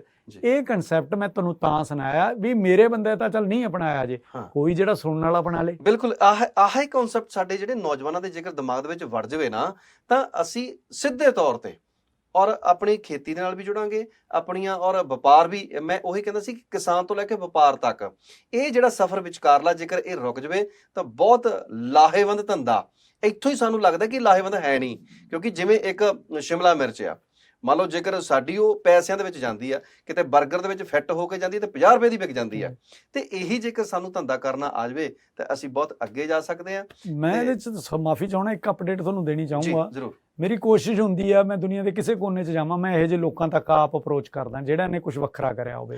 ਮੈਂ ਅਮਰੀਕਾ, ਕੈਨੇਡਾ, ਦੁਨੀਆ ਕਾਲੀ ਤੇ ਐਂ ਬੰਦੇ ਲੱਭੇ ਆ। ਮੈਨੂੰ ਕੋਈ ਮਤਲਬ ਨਹੀਂ ਹੁੰਦਾ ਇਹਦਾ ਨਾਂ ਕਿੱਡਾ, ਮੈਨੂੰ ਮਤਲਬ ਹੁੰਦਾ ਉਹਦੇ ਕੰਮ ਕਿੱਡਾ। ਮੈਂ ਉਹਨੂੰ ਕੰਮ ਤੋਂ ਦੇਖਦਾ। ਉਹਦੇ 'ਚੋਂ ਮੈਨੂੰ ਹੁਣੇ ਪਤਾ ਲੱਗਿਆ ਵੀ ਤੁਹਾਡੇ ਇੱਕ ਦੋ ਵਿਗਿਆਨੀਆਂ ਨੇ ਦੱਸਿਆ ਮੈਨੂੰ, ਸਾਡੇ ਬਠਿੰਡੇ ਤੋਂ ਇੱਕ ਕ੍ਰਿਸ਼ੀ ਦੇ ਸਰਦਾਰ ਅਵਤਾਰ ਸਿੰਘ ਮਿਲੇ, ਉਹਨਾਂ ਨੇ ਮੈਨੂੰ ਬਠਿੰਡੇ ਦੇ 2-3 ਨੌਜਵਾਨਾਂ ਦੀ ਦੱਸ ਪਾਈ ਤੇ ਮੇਰਾ ਹੁਣ ਚਿੱਤ ਕਾਹਲਾ ਪਿਆ ਹੋਇਆ, ਮੈਂ ਕਦੋਂ ਉਹਨਾਂ ਕੋਲੇ ਜਾਵਾਂ। ਮੈਨੂੰ ਦੱਸਿਆ ਉਹਨਾਂ ਨੇ ਵੀ ਇੱਕ ਨੌਜਵਾਨ ਆ ਇੱਕ ਪਿੰਡ ਦਾ, ਉਹਦਾ ਡੇਅਰੀ ਫਾਰਮ ਆ। ਉਹ ਕੀ ਕਰਦਾ, ਆਪਦੇ ਦੁੱਧ ਨੂੰ ਨਹੀਂ ਲੈ ਕੇ ਆਉਂਦਾ, ਦੁੱਧ ਤਾਂ ਥੋੜਾ ਲੈ ਕੇ ਆਉਂਦਾ, ਉਹ ਦੁੱਧ ਤੋਂ ਨਾ ਜਿਹੜੀ ਲਾਲ ਕਾੜਨੀ ਵਾਲਾ ਦੁੱਧ ਹੁੰਦਾ ਸੀ ਉਹ ਲਿਆਉਂਦਾ, ਕਾੜਨੀ ਵਾਲੀ ਦੇ ਦੁੱਧ ਦੀ ਬਣੀ ਲੱਸੀ ਲਿਆਉਂਦਾ, ਉਹ ਕਾੜਨੀ ਵਾਲੇ ਦੁੱਧ ਦਾ ਮੱਖਣ ਲਿਆਉਂਦਾ, ਤੇ ਕਈ ਵਾਰੀ ਉਹ ਜਿਹੜੀਆਂ ਤਾਜ਼ੀ ਕੋਈ ਵੀ ਚੀਜ਼ ਘਰਾਂ 'ਚ ਬਣਦੇ ਆ, ਮੇਥੇ ਪੁਦੀਨੇ, ਉਹਨਾਂ ਦੇ ਪਰੌਂਠੇ, ਹੋਰ ਚੀਜ਼ਾਂ, ਉਹ ਪ੍ਰਪੇਅਰ ਕਰਕੇ ਮੰਡੀ 'ਚ ਆਉਂਦਾ, 3-4 ਘੰਟਿਆਂ 'ਚ ਪੈਸੇ ਵੱਟ ਕੇ ਹੋ ਜਾਂਦਾ। ਤੇ ਉਹ ਬੰਦਾ ਕਰ ਸਕਦਾ ਕਨਸੈਪਟ। ਅਸੀਂ ਵਿਦੇਸ਼ 'ਚ ਜਾ ਕੇ ਰੇਹੜੀਆਂ ਲਾ ਲੈਂਦੇ ਹਾਂ, ਸਾਨੂੰ ਕੋਈ ਫਰਕ ਨਹੀਂ ਪੈਂਦਾ। ਅਸੀਂ ਵਿਦੇਸ਼ ਜਾ ਕੇ ਪੋਚੇ ਲਾ ਲੈਂਦੇ ਹਾਂ, ਇੱਥੇ ਆ ਕੇ ਉਹ ਕੀ ਕਹੂਗਾ, ਉਹ ਕੀ ਕਹੂਗਾ, ਇਹਨੇ ਨਹੀਂ ਐਂ ਕਰਤਾ, ਫਲਾਣਾ ਨੰਬਰਦਾਰਾਂ ਦਾ ਮੁੰਡਾ ਐਂ ਕਹਿੰਦਾ। ਮੈਂ ਕਈ ਵਾਰੀ ਜ਼ਿਕਰ ਕੀਤਾ, ਮੈਂ ਇੱਕ ਦੋ ਵਾਰੀ ਟੀਵੀ ਸ਼ੋਆਂ ਤੇ ਜਦੋਂ ਜਾਣਾ ਮੈਂ ਸਪਸ਼ਟਵਾਦੀ ਜਾਂ ਸਿੱਧਾ ਬੋਲ ਦਿੰਦਾ। ਇੱਕ ਦਿਨ ਮੇਰਾ ਕਜ਼ਨ ਆਇਆ ਸਪੈਸ਼ਲ ਸ਼ਾਮ ਨੂੰ ਮਿਲਣ, ਕਹਿੰਦਾ ਤੇਰੇ ਤੋਂ ਇਹ ਆਸ ਨਹੀਂ ਸੀ। ਮੈਂ ਕੀ ਹੋਇਆ, ਕਹਿੰਦਾ ਤੂੰ ਖਾਨਦਾਨ ਦਾ ਨੱਕ ਵੱਢਤਾ। ਮੈਂ ਕਿਹਾ ਯਾਰ ਮੈਂ ਖਾਨਦਾਨ ਦਾ ਨੱਕ ਕਿਵੇਂ ਵੱਢਤਾ? ਮੈਂ ਤਾਂ ਜਿਹੜਾ ਤੁਹਾਡੇ ਜੇ ਪਤਾ ਲੱਗਦਾ ਮੈਂ ਕਿਤੇ ਦੁਨੀਆ ਜਾਣਾ ਤਾਂ ਤੁਹਾਡਾ ਤਾਂ ਇਹ ਹੋਣਾ ਚਾਹੀਦਾ ਮਾਣ ਵੀ ਸਾਡਾ ਮੁੰਡਾ ਉੱਥੇ ਬੋਲੀ ਜਾਂਦਾ, ਉੱਥੇ ਬੋਲੇ। ਦੱਸ ਕਿਸ ਗੱਲ ਤੋਂ? ਕਹਿੰਦਾ ਤੂੰ ਜਾ ਕੇ ਦਿਹਾੜੀਆਂ ਦੀਆਂ ਗੱਲਾਂ, ਛੋਟੀਆਂ ਵੀ ਸੀ, ਲੇਬਰ ਸੀਰੀ ਪੋਚੇ ਲਾਉਣ ਦੀਆਂ ਗੱਲਾਂ ਕਰਦਾ, ਇਹ ਗੱਲਾਂ ਕਰਦਾ। ਪਤਾ ਨਾ ਨੰਬਰਦਾਰਾਂ ਦੇ ਮੁੰਡੇ ਆ, ਅਸੀਂ ਤਾਂ ਕੋਈ ਕਰਦੇ ਨਹੀਂ, ਤੂੰ ਕਰਦਾ ਹੋਏਗਾ, ਸਾਡਾ ਨਾ ਬੇਇੱਜ਼ਤੀ ਕਰਿਆ ਕਰ। ਸੋ ਇਹ ਕੁਛ ਨਹੀਂ, ਇਹ ਇੱਕ ਹੋਮਿਓ। ਬਿਲਕੁਲ ਬਿਲਕੁਲ, ਇਹ ਕੱਖ ਨਹੀਂ ਹੈ। ਜਦੋਂ ਤੁਹਾਨੂੰ ਇਹ ਲਾਈਫ ਦੀ ਸਮਝ ਆ ਗਈ ਵੀ ਕੋਈ ਇੱਥੇ ਵੱਡਾ ਨਹੀਂ, ਕੋਈ ਛੋਟਾ ਨਹੀਂ, ਕੋਈ ਕੰਮ ਨਹੀਂ ਵੱਡਾ, ਕੋਈ ਛੋਟਾ ਨਹੀਂ, ਜੇ ਤੁਹਾਡੀ ਜੇਬ 'ਚ ਪੈਸੇ ਆ ਨਾ, ਤੁਸੀਂ ਸਾਈਕਲ ਤੇ ਤੁਰੇ ਜਾਂਦੇ ਨਾ। ਮੈਨੂੰ ਹੁਣ ਕਈ ਵਾਰੀ ਕਹਿਣ ਦਿਆ, ਮੈਂ ਉੱਥੇ ਮੰਡੀ 'ਚ ਆਮ ਹੀ ਮੇਰੇ ਚੱਪਲਾਂ ਪਾਈਆਂ, ਸਾਈਕਲ ਤੇ ਜਾਂ ਸਕੂਟਰ ਤੇ ਚੱਲ ਜਾਣਾ, ਤੇ ਲੋਕ ਮੇਰੇ ਕੰਨੀ, ਮੈਨੂੰ ਇੱਕ ਦੋ ਵਾਰੀ ਮੇਰੇ ਕਜ਼ਨ ਨੇ ਇੱਕ ਨੇ ਕਿਹਾ, ਕਹਿੰਦਾ ਕਾਰ ਲੈ ਜਾ ਕਰ। ਮੈਂ ਕਿਹਾ ਕੀ ਗੱਲ? ਵੀ ਮੈਂ ਦਿਖਾਉਣੀ ਆ, ਲੋਕਾਂ ਨੂੰ ਪਤਾ ਵੀ ਇਹਦੇ ਕੋਲ ਹੈਗੀ ਆ ਕਾਰ, ਘਰੇ ਖੜੀ ਆ, ਪਰ ਮੈਂ ਸਾਈਕਲ ਤੇ ਸੌਖਾ ਆ ਗਿਆ, ਮੈਂ ਸਕੂਟਰ ਤੇ ਜਿੱਥੇ ਮਰਜ਼ੀ ਖੜਾ ਕੇ ਜਾ ਵੜੂੰਗਾ। ਸੋ ਮੈਨੂੰ ਦਿਖਾਉਣ ਦੀ ਲੋੜ ਨਹੀਂ, ਇਹ ਉਹਨਾਂ ਲੋਕਾਂ ਨੂੰ ਲੋੜ ਪੈਂਦੀ ਹੁੰਦੀ ਹੈ ਜਿਨ੍ਹਾਂ ਨੂੰ ਨਹੀਂ ਹੈ, ਫਿਰ ਉਹ ਡਰਾਮਾ ਕਰਦੇ ਆ, ਉਹਨਾਂ ਨੇ ਕੁਝ ਬਣਨਾ ਵੀ ਨਹੀਂ। ਬਿਲਕੁਲ ਜੀ। ਔਰ ਆਪਾਂ ਇੱਥੇ ਹੁਣ ਇਹ ਵੀ ਗੱਲ ਕਰ ਲਈਏ, ਜਦੋਂ ਮੈਂ ਤੁਹਾਨੂੰ ਕਿਹਾ ਸੀ ਕਿ ਮੈਂ ਲੈ ਜਾਵਾਂ ਤੇ ਤੁਸੀਂ ਵੀ ਕਿਹਾ ਸੀ ਕਿ ਮੈਂ ਕਿਹੜਾ ਜਵਾ ਗਿਆ, ਲੋਕੇਸ਼ਨ ਭੇਜੋ ਮੈਂ ਆਪ ਆ ਜਾਣਾ। ਇਹ ਕੱਲਾ ਉਹ ਕਹਿੰਦੇ ਨਹੀਂ, ਕਰਦੇ ਵੀ ਆ। ਇਸ ਕਰਕੇ ਸਾਨੂੰ ਇਹ ਬੜਾ ਚੰਗਾ ਲੱਗਦਾ ਹੈ ਕਿ ਅੱਜ ਜਿਹੜੀਆਂ ਗੱਲਾਂ ਬਾਤਾਂ ਹੋਈਆਂ ਮਿੰਟੂ ਬਰਾੜ ਜੀ, ਬਹੁਤ ਚੰਗੀਆਂ ਸਾਰਥਕ ਗੱਲਾਂ। ਔਰ ਮੈਂ ਕਹਿੰਦਾ ਕਿ ਸਾਡੀਆਂ ਇਹਨਾਂ ਗੱਲਾਂ ਬਾਤਾਂ ਦੇ ਵਿੱਚ ਆਣ ਕੇ 2-3 ਮੁੰਡੇ ਵੀ ਹੱਥੀਂ ਕਿਰਤ ਦੇ ਨਾਲ ਜੁੜ ਜਾਣ ਔਰ ਕਿਰਤ ਤੋਂ ਲੈ ਕੇ ਵਪਾਰ ਤੱਕ ਦਾ ਜਿਹੜਾ ਸਫ਼ਰ ਤੈਅ ਕਰ ਲੈਣ, ਤੇ ਮੇਰਾ ਖਿਆਲ ਹੈ ਕਿ ਉਹਨਾਂ ਨੂੰ ਕਿਤੇ ਸਰਕਾਰੀ ਨੌਕਰੀ ਮੰਗਣ ਦੀ ਲੋੜ ਹੀ ਨਹੀਂ ਪੈਣੀ, ਕਿਉਂਕਿ ਅੱਜ ਕੱਲ੍ਹ ਬਹੁਤ ਧੰਦੇ ਐਸੇ ਹੈਗੇ ਕਿ ਜਿਨ੍ਹਾਂ ਦੇ ਵਿੱਚੋਂ ਚੰਗੀ ਚੋਕੀ ਕਮਾਈ ਕਰਕੇ, ਜਿਹੜਾ ਨੂੰ ਅਸੀਂ ਕਹਿੰਦੇ ਨੇ ਕਿ ਪ੍ਰਵਾਸੀ ਮਜ਼ਦੂਰ ਆ ਯਾਰ, ਉਹ ਹੱਥੀਂ ਕੰਮ ਕਰਦੇ, ਤੁਸੀਂ ਨਹੀਂ ਕਰਦੇ, ਫਰਕ ਤਾਂ ਇੰਨਾ ਹੀ ਆ, ਹੈ ਨਾ ਜੀ। ਤੇ ਤੁਸੀਂ ਸਾਡੇ ਨਾਲ ਅੱਜ ਇਹ ਗੱਲਬਾਤ ਵਿੱਚ ਸ਼ਾਮਲ ਹੋਏ, ਆਪਣਾ ਕੀਮਤੀ ਸਮਾਂ ਦਿੱਤਾ, ਸੋਨੇ ਵਰਗੀਆਂ ਗੱਲਾਂ ਸਾਡੇ ਨਾਲ ਕੀਤੀਆਂ, ਤੁਹਾਡਾ ਬਹੁਤ ਬਹੁਤ ਧੰਨਵਾਦ ਜੀ। ਮਾਫੀ ਚਾਹਣਾ ਜੀ, ਮੇਰੀ ਗੱਲਬਾਤ ਲਮਕ ਜਾਂਦੀ ਹੈ ਥੋੜੀ ਜੀ। ਨਹੀਂ, ਸਾਨੂੰ ਮਜ਼ਾ ਆਉਂਦਾ ਉਹਦੇ ਵਿੱਚ। ਮਾਫੀ ਚਾਹਣਾ, ਤੇ ਮੈਂ ਜ਼ਰੂਰ, ਬਹੁਤ ਸਾਰੇ ਸੱਜਣ ਮਿੱਤਰ ਤੁਹਾਨੂੰ ਪੁੱਛਣਗੇ, ਮੈਨੂੰ ਬਹੁਤ ਈਜ਼ੀਲੀ ਲੱਭਿਆ ਜਾ ਸਕਦਾ। ਸਿੰਪਲ ਮੇਰਾ ਨਾਂ ਲਿਖੋਗੇ ਨਾ, ਮੈਂ ਇੱਕੋ ਇੱਕ ਬੰਦਾ ਜੀ, ਚਾਹੇ ਜਿੰਨੇ ਮਰਜ਼ੀ ਫੋਲੋਅਰ ਹੋ ਗਏ, ਮੇਰਾ ਫੋਨ ਨੰਬਰ ਵੀ ਪਬਲਿਕ ਆ, ਤੇ 24 ਘੰਟੇ ਕਾਲਾਂ ਆਈ ਜਾਂਦੀਆਂ, 24 ਘੰਟੇ ਆਈ ਜਾਂਦਾ, ਜਿੰਨੇ ਜੋਗਾ ਉਹਨਾਂ ਖੜ ਦਾਂਗਾ। ਹਾਂ, ਹੋ ਸਕਦਾ ਕਿ ਜ਼ਿਆਦਾ ਬਿਜ਼ੀ ਹੋਵਾਂ ਤਾਂ ਰਿਵਰਸ ਕਾਲ ਕਰੂੰਗਾ, ਤੇ ਜਦੋਂ ਮਰਜ਼ੀ ਕੋਈ ਚੀਜ਼ ਦੀ ਲੋੜ ਹੋਵੇ ਮੈਂ ਹਾਜ਼ਰ ਹਾਂ ਜੀ। ਬਿਲਕੁਲ ਜੀ। ਔਰ ਮੈਂ ਜਾਂਦੇ ਅਸੀਂ ਇਹ ਵੀ ਗੱਲ ਦੱਸਣਾ ਚਾਹਾਂਗੇ ਕਿ ਸਾਡੇ ਬਰਾੜ ਸਾਹਿਬ ਆਸਟ੍ਰੇਲੀਆ ਦੇ ਵਿੱਚ, ਇਹਨਾਂ ਨੇ ਜਿਹੜੇ ਸਟੂਡੈਂਟ ਪੜ੍ਹਨ ਜਾਂਦੇ ਆ ਜਾਂ ਜਿਹੜੇ ਸਾਡੇ ਇੱਧਰੋਂ ਨੌਜਵਾਨ ਜਾਂਦੇ ਆ, ਜੇਕਰ ਉਹਨਾਂ ਨੂੰ ਵੀ ਕੋਈ ਦੁੱਖ ਤਕਲੀਫ ਹੁੰਦੀ ਹੈ ਆਸਟ੍ਰੇਲੀਆ ਦੇ ਵਿੱਚ, ਤਾਂ ਉਹਨਾਂ ਨੂੰ ਵੀ ਇਹਨਾਂ ਨੇ ਸਾਂਭਿਆ। ਇਹ ਵੀ ਬਹੁਤ ਵੱਡਾ ਕਾਰਜ ਹੈ ਇਹਨਾਂ ਦਾ। ਉਹਦੇ ਵਾਸਤੇ ਵੀ ਤੁਹਾਡਾ ਧੰਨਵਾਦ। ਸਾਡੇ ਪ੍ਰੋਗਰਾਮ ਦੇ ਵਿੱਚ ਆਉਣ ਦੇ ਲਈ ਵੀ ਧੰਨਵਾਦ, ਬਹੁਤ ਬਹੁਤ ਸ਼ੁਕਰੀਆ। ਔਰ ਇਸੇ ਤਰ੍ਹਾਂ ਸਾਡੇ ਦਰਸ਼ਕਾਂ ਦਾ ਵੀ ਬਹੁਤ ਬਹੁਤ ਧੰਨਵਾਦ। ਲਾਈਵ ਪੰਜਾਬੀ ਟੀਵੀ ਹੁਣ ਭਾਰਤ ਵਿੱਚ Jio TV, Jio Fiber ਤੇ Tata Play ਤੇ ਵੀ ਦੇਖਿਆ ਜਾ ਸਕਦਾ ਹੈ। ਵਰਲਡ ਵਾਈਡ ਤੁਸੀਂ ਸਾਨੂੰ Amazon Fire TV, Daily Hunt ਤੇ eBaba ਤੇ ਦੇਖ ਸਕਦੇ ਹੋ। USA, ਕੈਨੇਡਾ, ਆਸਟ੍ਰੇਲੀਆ, ਨਿਊਜ਼ੀਲੈਂਡ ਤੇ ਯੂਰਪ ਦੇ ਹਰ ਵੱਡੇ IPTV ਪਲੇਟਫਾਰਮ ਤੇ ਦੇਖ ਸਕਦੇ ਹੋ। ਰੌਲੇ ਰੱਪੇ ਤੋਂ ਦੂਰ ਤੇ ਮੁੱਦੇ ਦੇ ਨੇੜੇ, ਲਾਈਵ ਪੰਜਾਬੀ ਟੀਵੀ।